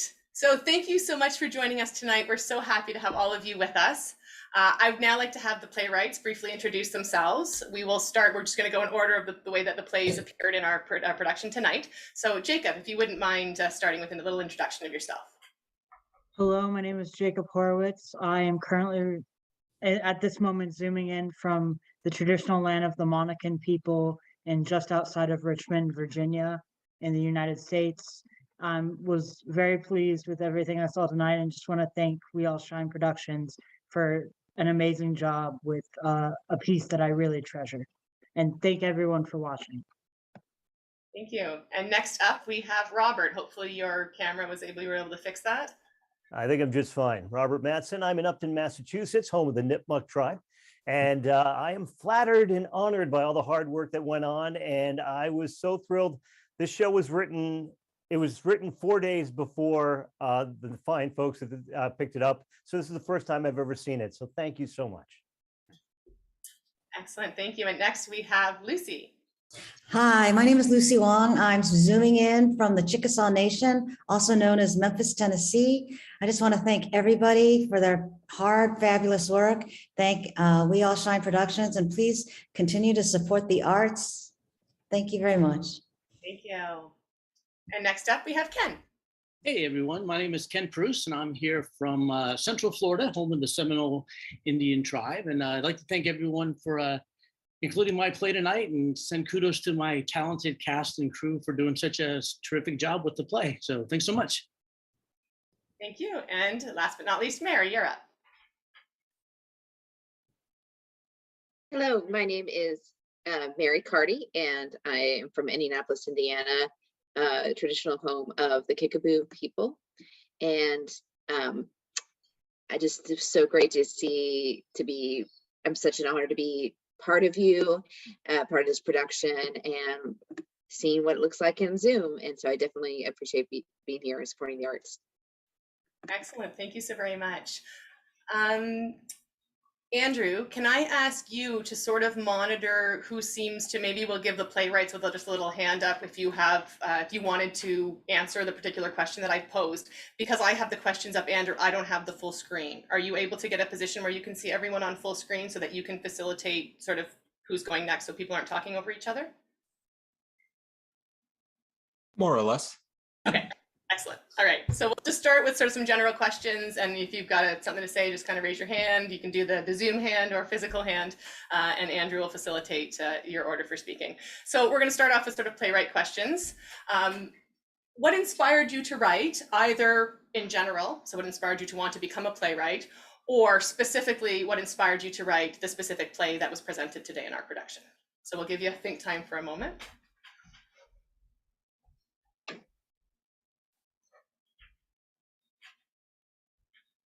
Okay, Robert, thank you. Well, I'll just talk about the show that everyone saw tonight. Oddly enough, it came from just a wacky idea for a character named Bananacles. And from that point, it started out with something that I thought was fun. And then I thought, okay, how can I make this both fun and have a little bit of a message included with it? Which is, of course, is sometimes you get handed something that you don't think is going to be great, but it turns out to be better than you might have thought. A lovely message.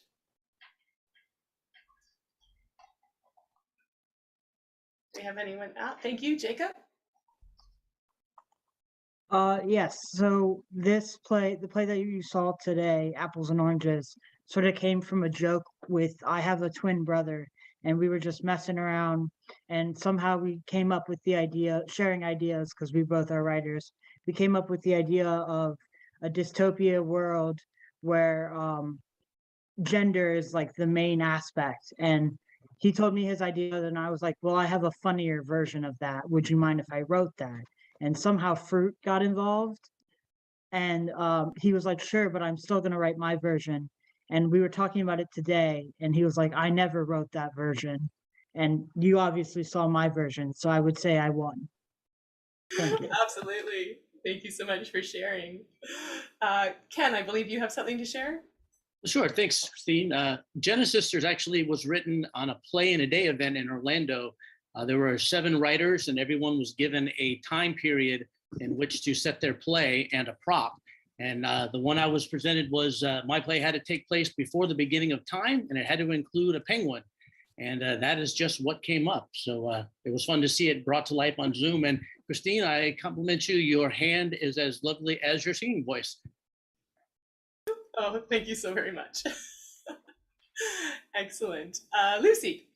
Yeah, I wrote my play because I like to write inclusively, and I was trying to write something about what's kind of going on. Like, I feel like gay rights and trans rights and everything is going backwards instead of forwards. I mean, we see this thing in Florida where you can't say gay, gay, gay, and it just, so it's really, I find it really upsetting. And then I remembered in my Greek mythology that Hera was always jealous and they were always tricking people. And then I did a little bit of research and I realized, oh my God, this is, been the beginning of time that we've had gendered fluidity. So why can't we write about it and accept it? So that's why I wrote this play. So lovely. I'm going to let Mary go and then I'll see if I remember my segue point. Go ahead, Mary. Oh, yes. So my play for Not My Department, it came about when I was having to learn Adobe InDesign and for class to get my technical certification and for writing. And I was freaking out with my spouse, my husband, and I'm like, I don't know how to InDesign Adobe. Oh my gosh, and they're gonna find out that I'm a fraud and I'm an imposter and they're gonna kick me out and I don't deserve it. And he's like, Mary, we used InDesign to make posters for your last show on Holy Trinity. I'm like, we did? He's like, yeah. I'm like, I swear I just thought it and I spoke it and it became so.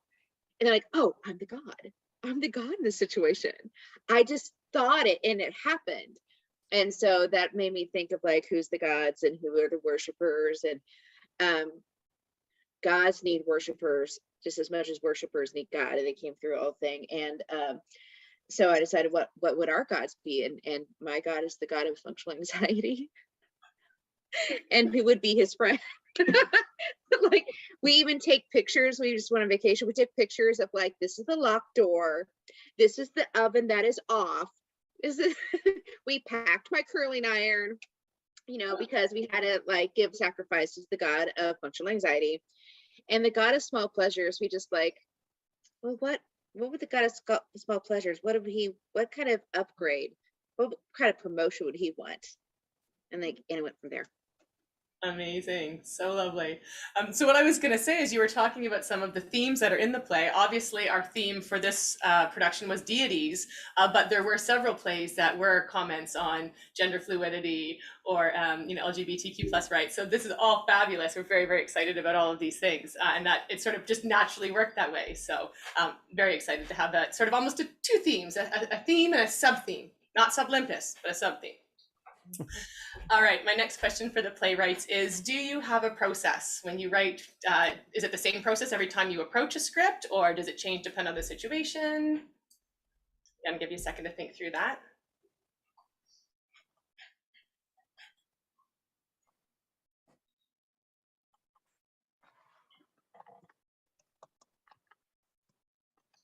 While they're thinking about that, cast, anything about your process and how you approach, I'm going to jump off there because there's a similar question for you. Is there a different way that you approach Zoom theater versus a live stage production? So we'll throw that out there if there's any cast who want to talk about that.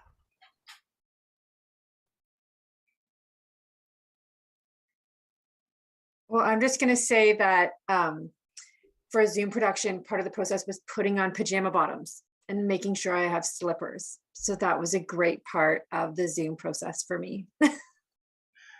Absolutely. I'm in sweatpants under here. Full disclosure.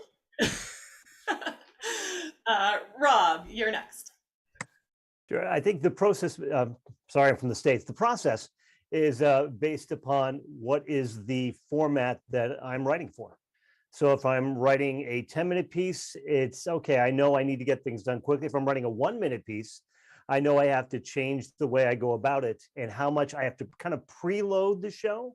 Because if you're writing a 1-minute piece, you have to hopefully give people, put them in a situation that they're so familiar with that they already know the characters almost. If you're writing a 10-minute piece, you have a little more freedom. If you're writing a full length, then it becomes something where you can sketch it out and put more arcs and more changes into it. So to me, it all starts with a container of the show, and then you work within that. And of course, whether it's a comedy or a drama. Excellent. Great. Thank you for those insights.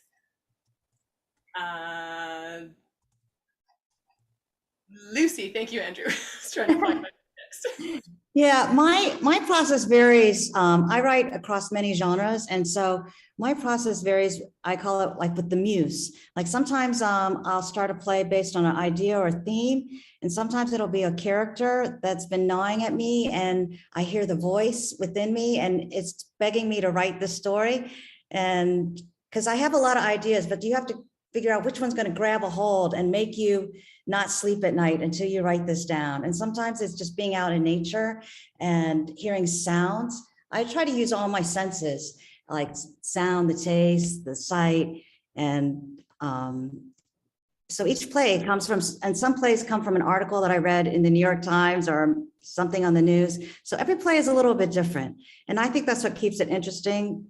And because the discovery that you make as a writer while you're writing something is just really one of the best reasons to write. Oh, amazing. Excellent. Thank you for sharing. We have Mary next. So what I try to do is I try to think about some kind of question I want to be answered, you know, think kind of like an engineer. What is, sometimes it's philosophical, sometimes it's sociological. And then I write a story to work that out and what kind of people work that out. And often I do write a lot about gods and goddesses, and I try to be all, you know, philosophical and psychological, and I just end up writing about love and sex a lot. But because what's more you know, that's very powerful, I guess, for me. But as far as process is concerned, I think about this idea and I think about this idea and I think about this idea, and then I do outline. I at least outline, even if it's just for longer pieces, if it's just seeing names, so I know where I'm going and where I've been, and watch out not to be redundant. The Not My Department is was kind of starter piece for a longer piece that I was produced in 2021 for Small Gods, Big Problems, and Jay and Functional Anxiety came back, those two characters, and they had some other themes, but it might be a little lame. It may not be like, you know, musy enough, but I do use an outline, especially for plays. Excellent. No, it's great insights, and everyone has a different process. It's so interesting to hear how everyone draws from things around them and works through their process. So thank you. Ken. And my process is very messy. It usually involves struggling to find ideas for months. And then once I get started, rewriting the same page over and over, because even though I know you should just write it all out first, then go back and edit, I rework a setup and punchline endlessly, sometimes for days before I can force myself to move on. Usually about midway through an attempt at writing, I think that I'm a fraud and I'll never write anything good again and my best work is behind me. But then if I stick to it, usually some kind of magical connection appears that gets me somewhere that I didn't expect to go. I would say that most of my plays end differently than I'd imagine that they might when I get started. The one thing I have learned from Zoom, though, is every time I watch a production of one of my plays in Zoom, I'm able to go back and rewatch and record and find lines that I can tweak and moments I can cut. I can tighten things up. And I feel like, you know, since the pandemic started, that all of my plays are stronger because I've watched them enough times and I can see what really works. When you see it in the live theater, you see it once and you might remember a moment, but here I'm able to analyze it, and I've really tightened up punchlines and tightened up themes and found great moments. So I really appreciate companies like yours, Christine, that puts on lots of Zoom productions, because it really gives writers a way to flex our muscles in a different medium, but also gives me an opportunity to refine my work. And I'm always very grateful for companies like you that are still doing this and championing it as well.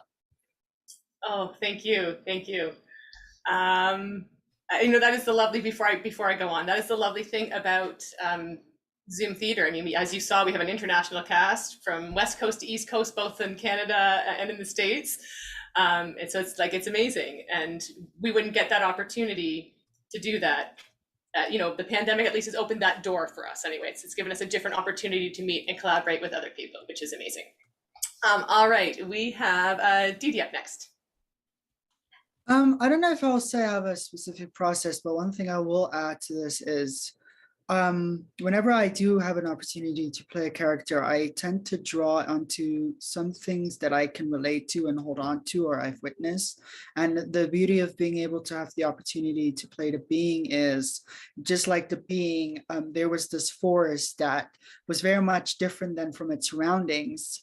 And well, there's the surroundings that's so much based on the concept of gender, and there's complete disarray and complete sort of disattachment, and everyone is sort of separated. It kind of came and used that itself and said, well, here I am. And it kind of, instead of contributing to it, it kind of brought people together. And I can, as somebody that is a trans woman, I spent so long trying to figure out, well, how do I, exist? Do I just sort of, what do I do? And then I just drew from the being as well as, as a force that just exists and is. And I just found that so beautiful. And I think especially in these times where, you feel like there's so much disarray and separation, it was just really beautiful to be able to play a character that very much was just so, just felt like it was the perfect time to play it. And it's something I could totally relate to. And really, it's also hats off to the amazing cast, everyone else in the production, and as well as Jacob, the amazing writer, for this role, because, it made the character just leap at me in the script, which was just beautiful to see. Thank you. You're making me all tearing up. That's beautiful. Thank you for sharing that with us, Dee Dee. Paul, you had something to say earlier on, I think. Yeah, I mean, the basic difference for Zoom theater for regular theater is when you're going to a rehearsal for regular theater, you drive there. When you're going to a rehearsal for Zoom theater, you have to set up all the lights and the backdrop and everything like that. So you're doing much more tech. And aside from the acting process itself, if these plays were done in a live setting, I would see more people from the other plays. I'd have more time to just hang out with the cast. And that's something that I'm really looking forward to when we fully get back, and I've done a little bit of it, into the theater itself. Because it's the experience with the other actors that is, I think, diminished on Zoom, because we're not in the same place. Yeah, that's a good point. Great point. Excellent. Anything else from anyone? Marlo, this is a may I go, you want to share, or may I go, you want to leave? No, I want to share. Okay. I want to answer the question. Actually, it worked out perfectly to follow what Paul was saying, because my experience is quite the opposite, in the sense that live theater is not something that is accessible to me. I can't physically stand for long periods of time. I can't walk around. I can't do many of the things that are required. And I don't trust my brain to memorize lines. So I hadn't done any live theater for decades before Zoom theater arose. And so this has really given me, and I think for other people that are in similar situations, the ability to participate in this what I see as a kind of a whole new art form. And this is why I'm really very excited and passionate about Zoom theater. And I also really appreciate Christine and all the different themes and different ways that that We All Shine productions have been carried out, because it really does give opportunities for those of us who wouldn't otherwise have opportunities. And even besides that, I've been able to play various genders, various ages, various ethnicities, with various accents. And again, things that just simply are very unlikely to happen on a live stage, especially if people are paying money for tickets. So it's really opened up this whole world of play that has really been very exciting. Oh, what an amazing point, Marlo. Thank you so much for sharing that. That's great. Nick, I believe you had something you wanted to share? Yeah, I have to agree with Marlo that I have to see it as a completely different form of theater, Zoom theater, because I think the key thing that's missing between the two is that energy exchange you get between the performer and the audience. And you kind of need to fill that in yourself, and you need to find moments that keep you energized and keep you focused and keep you excited to keep saying this. And like, that's the other thing that I think is key about theater in general, is it needs to be alive. You need to be hearing the person and reacting in the moment. You need to take your cues off of the scene partner, and that's the only way it's not going to feel like you're saying the same script 50 million times. Excellent.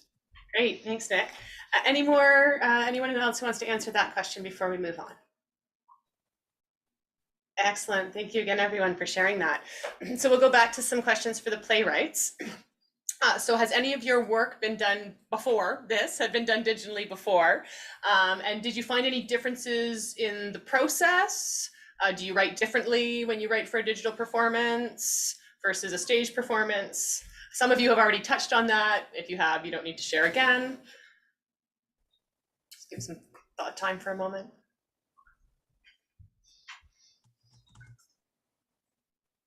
Rob.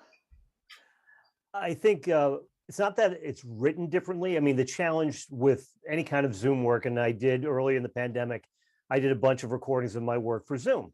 And timing is so difficult. And we as writers tend, especially comedic writers, we tend to write for timing. And that is something that is really challenging. And the actors, I thought, did a really nice job. But what I wanted to just touch on was what I really loved about what you folks did tonight, which was a nice surprise.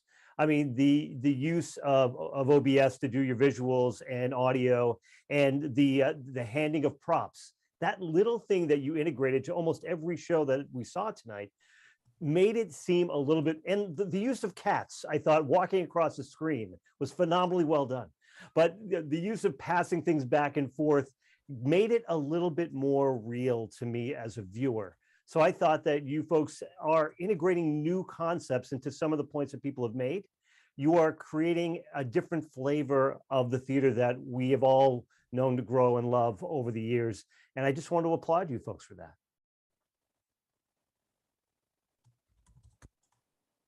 Somehow I got muted. Thank you so much for that. And I would love to take all of the credit for prop passes, but there were people doing that before us. Andrew brought that to us via The Show Must Go Online, and that's how we started with that. But I will take credit for the table. The table is a Christine original. We've done it now in 3 shows. But lots of people are doing that, but thank you so much. We do try to be innovative and see what we can do to make it as visually appealing as possible. So thanks for sharing that, Robert. Jacob. I don't have much to say because I think Robert said it very well. But for me, I have had a few works done on Zoom before, but I am also a director, and I find that, and I've directed my own work on Zoom, and I found that I write it very similar. I haven't written for Zoom in the way that I didn't sit down with apples and oranges and go, I'm going to put this play on Zoom. I write a play, hand it to a director and say, do you need me to change anything for Zoom? If that makes any sort of sense. It's sort of an afterthought for me, especially because some of these plays, Apples and Oranges, was written before the pandemic even.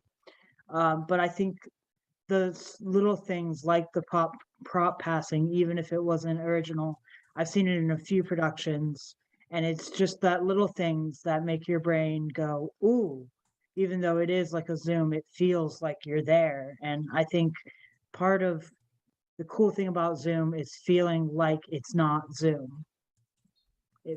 I don't know, just thank you. No, that's great. Thank you very much.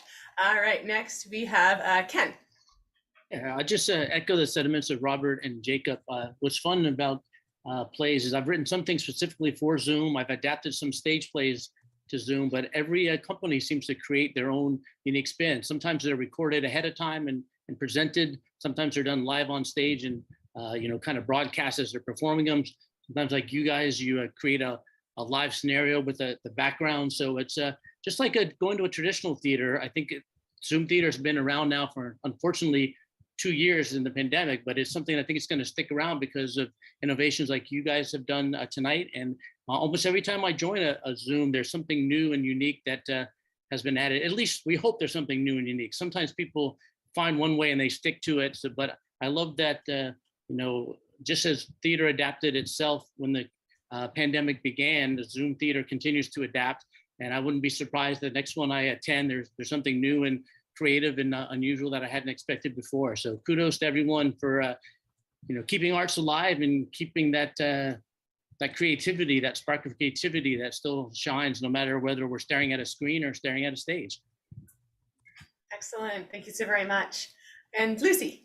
Yeah, I just want to chime in and say thank you so much. I have written for digital theater before, and there's so much innovation. So I think it is going to stay. And Marla raised a really good point. I think that digital theater makes things more accessible in many ways. And I hope it's to stay. And I think one thing I love about digital theater is it makes you think in a different way. Like it turns your brain this way. Like it could be done for live on stage in person, but if we do it on digital, on Zoom, how might we do it? And I think it's just a wonderful thing, just to keep growing and evolving. So thank you, Christine, for doing this. And we All Shine Productions team and all the actors today. I really enjoyed how you did it. Comedy is a little harder on digital because you never know, like, should we hear the sound? Because you're used to doing comedy to hear the sound. So I think that, that would be an interesting frontier to explore, maybe, or maybe not. We'll see, but to hear the laugh. Excellent. Thank you so much. Jacob, you wanted to add one more point to that?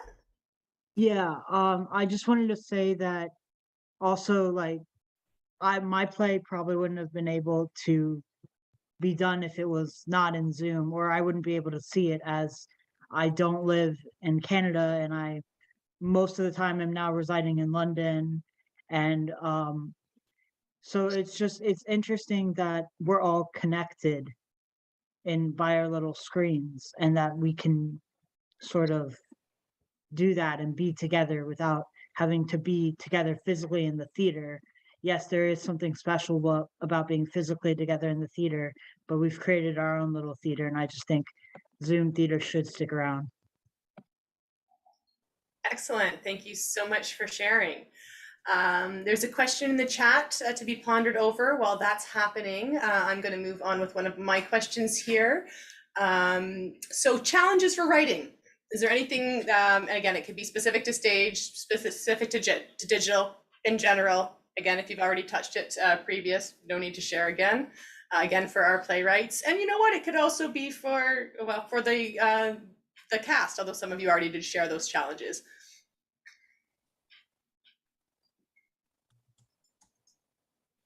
Robert. I think one of the challenges that I personally face, and I bet other people do, there is a balance between how we hold our work to be precious and how we hold it to be a seed to let others develop upon. So I firmly believe that you shouldn't change a line in a script because you don't know what, an actor shouldn't change it because they don't know what it means unless it's absolutely necessary. Like, we don't have a second floor. We can't talk about the second floor. Great. Change that because your space doesn't support it. But there's also being open to seeing what people do with your work and to find things that you didn't know were there. Many times I've walked in and I've laughed at jokes that I didn't know I wrote. So I think finding that balance between being true to what you wrote, but being open to what they find. All right, excellent. All right, so we have a question from one of our viewers that I'm going to send out to the general. We have lots of people here. Okay. We'll send out with the general public first, and then we'll go to some specific playwright ones. So for generally to the playwrights, how does your locality influence your writing? So is there anything, specific about where you're at that influences or that you bring into your writing, whether it's cultural or social or anything to that effect? Yeah, we'll give some think time for a moment because that's a new question. They didn't get that one ahead of time.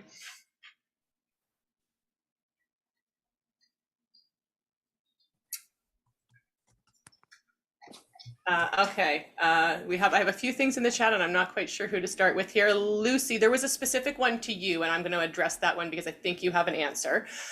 So the question for Lucy was, knowing that you are normally in California but have been in Memphis for a few months, how does that change in region affect the understanding of the trans issues in your play?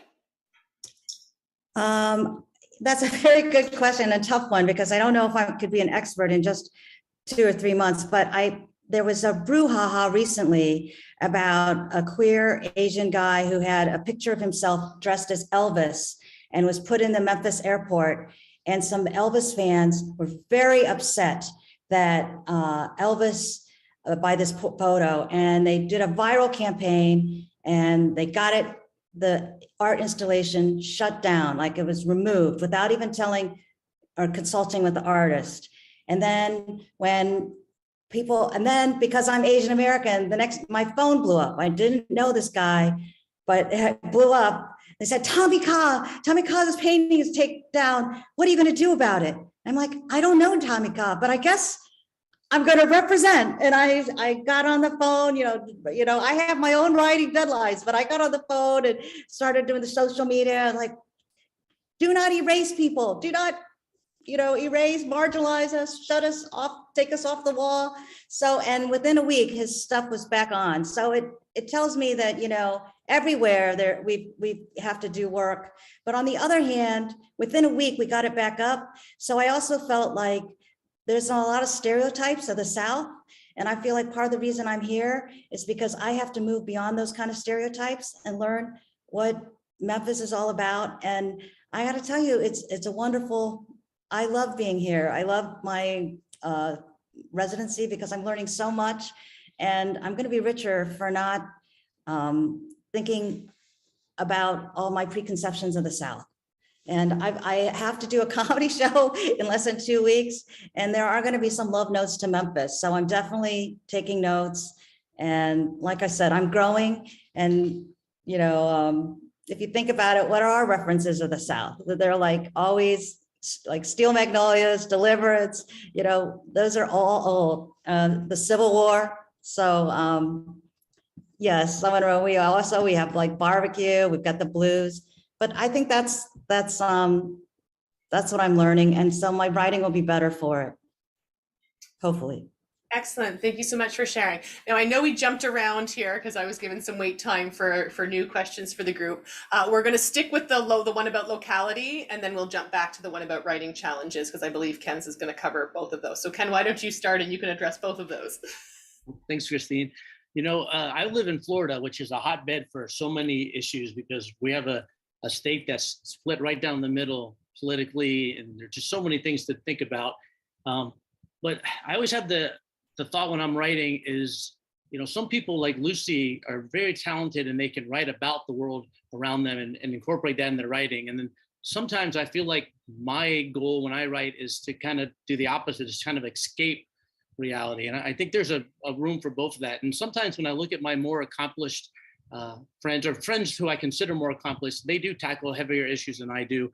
And sometimes I sit here in my room and think, I need to write something important and I need to write something that, changes the world. And I still have that feeling deep inside me, and maybe someday I will, but I do have friends that, reach out to me and say, hey, thanks for, writing a play that's just made us laugh and let us escape. So I think there's merit to both. Magically, I would love to find that perfect blend and write something that is politically and, emotionally poignant, but also makes people laugh. I haven't quite discovered that yet. But the challenge living in Florida and as a writer myself is just, do I want to write something to help people escape, or do I want to write something to help people reflect on what's going on? And I do think there's merits for both of those. And there's certainly playwrights that are far more talented at tackling deeper issues. And I admire that type of writing. And maybe someday I'll write something deep and meaningful. But until then, I will just write goofy stuff. Although I did have a reference to SeaWorld in my play. So that was, Florida has Disney World and SeaWorld right next to each other. So it must have affected me somehow when I was writing overnight for 12 hours high on Coca-Cola and candy bars. So that was my answer to both questions, I think. Maybe I didn't answer either one, but I'm going to stop battling that. No, I think you answered them both very well. Thank you, Ken. Rob, did you have something to address with the locality issue before we move on? Sure, I'll do just quickly. To me, I'm from the Boston area, so obviously I could write things about Fenway Park and the Freedom Trail if I so choose, but I think it's about authenticity. So as long as something feels authentic to you and you feel you can have an authentic voice, I think that is fair game. Personally, I've written one play that's 3 women talking in a bar. I don't go to bars, nor am I female. But I thought, okay, let me give this a shot and make sure that I did it from a point of view of the people that I know. And then I sent it out to 3 very talented female actors. I said, does this ring true? And I was fortunate enough, they felt it did. So I said, okay, this seems legit. But I'm always thinking, as long as it feels right and it feels authentic, I think it's fair game. Excellent, lovely. Thank you so much. And then I believe, Mary, you sort of have something to talk on both of those questions, both the locale question and the challenges question. Yeah, I would like to shout out to Lucy about being a transplant to the South. I definitely have roots to the South, and although I am very blue in a red state right now, being living in the Midwest, I think it's something that, like, it is harder to be progressive in a non-progressive state, but it's just that it's kind of like just challenge points, because there are other people like you or other people that need to be fought for and stand up for, and we can't just have, you know, our little rainbow glitter pockets on the coast. You know, there are people that live in the middle for various reasons, and we got to fight our own fight for existence, for a voice, just to exist, you know. So we got to fight that fight everywhere we can. As far as regional writing, regionally, you know, you write what you know, but I think, like, particularly the South, and I'm particularly in love with, like, Tennessee Williams and Arthur Miller and some other Arthur Miller's not Southern Gothic, but the Southern Gothic idea is that it's rife with conflict, because you are going against politically and self-expression and the gender performative that it is. And so that seeps in so much to what you write. And there's, in a lot of what I find about the Midwest is that everybody keeps it in so much, you know, when that's about ready to explode, and that's another conflict. So, you know, write what you know, people that you know, and not, you know, for the longest time, I thought anything cool happened in New York City, because every movie happened to be in New York City, you know. But there are stories, there are people to be talked about and known about, and to inform other places. So for the flyover states. So excellent. Thank you so very much. So I think I'll ask one more question. I'll throw it out there for the playwrights. If you have any recurring messages, some of you have sort of addressed similar or this a little bit, but do you have any recurring messages, things that you like to make sure that you try to include in your work, things that are meaningful for you that you try to address?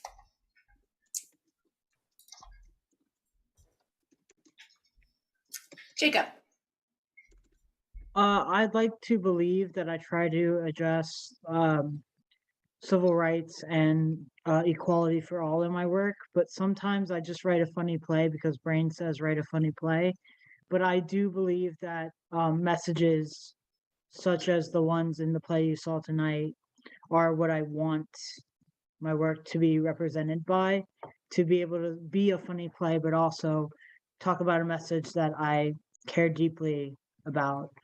And like it was said before, it's finding that balance of how do you tell a story that's entertaining, but also says something. Yeah. Excellent. Thank you so very much. Rob, I believe you have something? Yeah, I think actually similar, Jacob, I think to your point, I write comedies. I've written one non-comedy and it still had a positive ending. I tried to write something, I'm going to write something dark, and it ended up having a positive ending. I think that even though a lot of the shows that I write have maybe a more serious point to make, I like when people are laughing while they learn. And I like when they leave the theater thinking, but also smiling.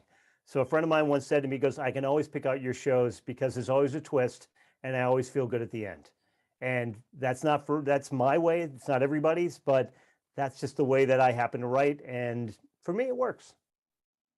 Excellent. Thank you so much. Ken, you're up next. Thanks, Christine. Yeah, sort of like Robert, I write comedies as well. Robert, I like you, I have one non-comedy, but it does have a positive ending as well. I think that I kind of write in that magical realism thing where all my stories maybe start in a well, not tonight's, which was fantastical to begin with. A lot of them start in a real place, but somewhere about halfway through the play, there's some type of twist where there's some kind of magical connection that forms, or some kind of unexpected, lighter, I guess connection is probably the key word, that I think my plays leave people with a bit of hope.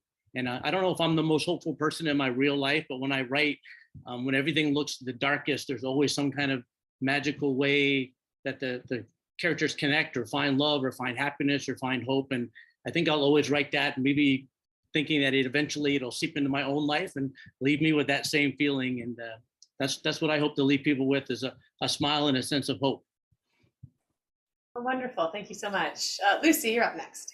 Yeah, I perform mostly comedy. I write comedy, dark comedy, family comedy. I sold a comedy pilot to TV, and I'm performing stand-up comedy on April 15th here in Memphis. Most of my work is to provoke thought and to incite laughter, because I feel like comedy is revolutionary. You can't force someone to think someone is funny. And I took this one class one time where I was the only woman who was not a professional comedian, and none of the professional comedians wanted to pay any attention to me, but the instructor knew that this was going on, so he read all the jokes blind. And it just makes a difference. And it shows you that comedy can change people's mind. If the premise that you have is that so-and-so isn't funny, women aren't funny, and you laugh, well, then you just have to rethink your premise. And I just find that comedy has a way to disarm people, but there's many different kinds of comedy. And I just try to write things that provoke thought and laughter. Wonderful. Thanks so much, Lucy. And Mary, you're up. The themes that I keep on writing for is I try to at least have at least one character that the gender is not specific, that it's up to the actor. Not only is that a representation thing, but also do local theater if you don't know who's going to show up. So I try to make that fluid. I like gods and goddesses, or a little bit more non-mortals, shall we say, because it opens up to anybody, no matter your age, your gender. I mean, there's some things that have to be gender for whatever reasons, but it can be a little open because Marlo, what you were speaking to me, like, really spoke to me about, like, to be a different, could be anybody. We do a lot of things I develop is in Indiana Writers Center, in which, by the way, we can have more actors, international, I'll talk about later, but having your words be spoken through a different actor and a different interpretation. It's more about the words, about the dialogues, the character, and not the body that it's in. And I like that. Amazing, thank you. And I believe, Lucy, you want to add or carry on? Yeah, I want to commend Mary for always having at least one character that's ungendered, because it reminded me, I always try to write for and encourage non-traditional casting for any ethnicity, because I know what it's like to be told you can't audition because there's no Asian Americans in this play, or, so I try to do that. So yay, I try to write inclusively. Excellent, and we love that. We love to have inclusive plays for sure. All right, well, before we close out the night, I'd like to give the playwrights a final chance to share their upcoming projects and where to find their work, where you can find them on social media. They may have a lot to say, but we'll start again. We'll do the same order. So we'll start again with you, Jacob. So I guess you can find me on Facebook at Jacob Horowitz, or on Instagram at Jake_that_theater_guy. No current works, but that will hopefully change any second. Thank you so much. Amazing. Thank you, Jacob. Now I have to go back to my list just to remember who's next. Robert, right, placement day was next.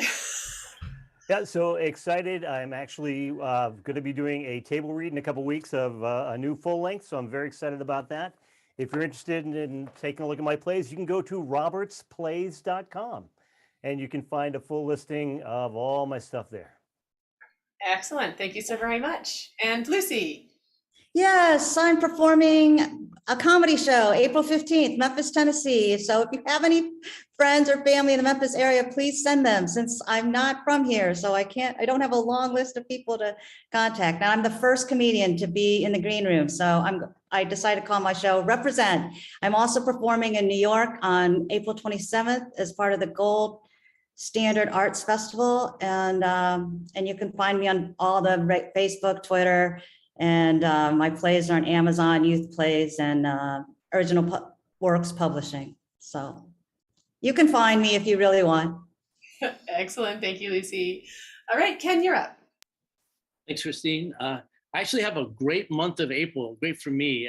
I have about 25 productions coming up between my short plays like the one you saw tonight and my published plays for teenagers. A lot of my plays are done in high schools and middle schools across the country, which is exciting. And for some reason, April just is looking good. I am very bad with social media, but I am on Facebook. So if you check me out at Ken Preuss Playwright, you can get a hold of me there, and I'll be happy to share. And if anyone knows anyone in West Virginia or Rhode Island, those are the two places I have never been able to get a production, and I have been seeking connections there. So if anyone knows someone in Rhode Island or West Virginia, please reach out to me, because I've been trying to close out 50 states for a few years, and COVID certainly shut that down a little bit, but those are my goals. And I really enjoyed watching everyone's plays tonight and hearing your great insights into writing. It's very inspiring.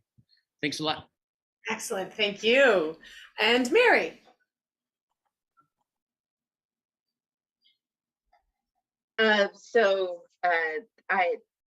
What I'm working on right now is doing rewrites for a full-length drama, superior drama in the 1950s, class of homosexuality. That's a bad thing. That's going to be, it's being pursued for production by South Bank Theater here in Indianapolis, and that's going to probably be next fall. Otherwise, I'm working on resubmitting and revising Unholy Trinity, which is my first one act, has a body, which is libido, mind, and heart by 3 different characters, and much hilarity ensues. So yeah, just revising, and glad to be part of this. Kind of feel like the newbie here, on the shoulder of giants. So I'm really glad to be part of this. Oh, and social media. I'm just Mary Karty with a K at Instagram, and I'm on Facebook. I think you could find me if you have friends in common. Probably better on Instagram. And it's great to see you guys. Excellent. Thank you so very much. Well, we are so grateful to have all of you stick around, to have the playwrights with us tonight. This is our first playwright talkback, so we had a great time, and I'm sure we'll do it again, because it was lovely to hear all of your insights and be able to meet and connect with you. One of the things that we love so much about Zoom Theater, that ability to connect with people who you wouldn't be able to connect with otherwise, and it's just such a treat. So thank you so much for joining us. We wish you the best of nights, and remember, we all shine, so share the light. Night, everyone.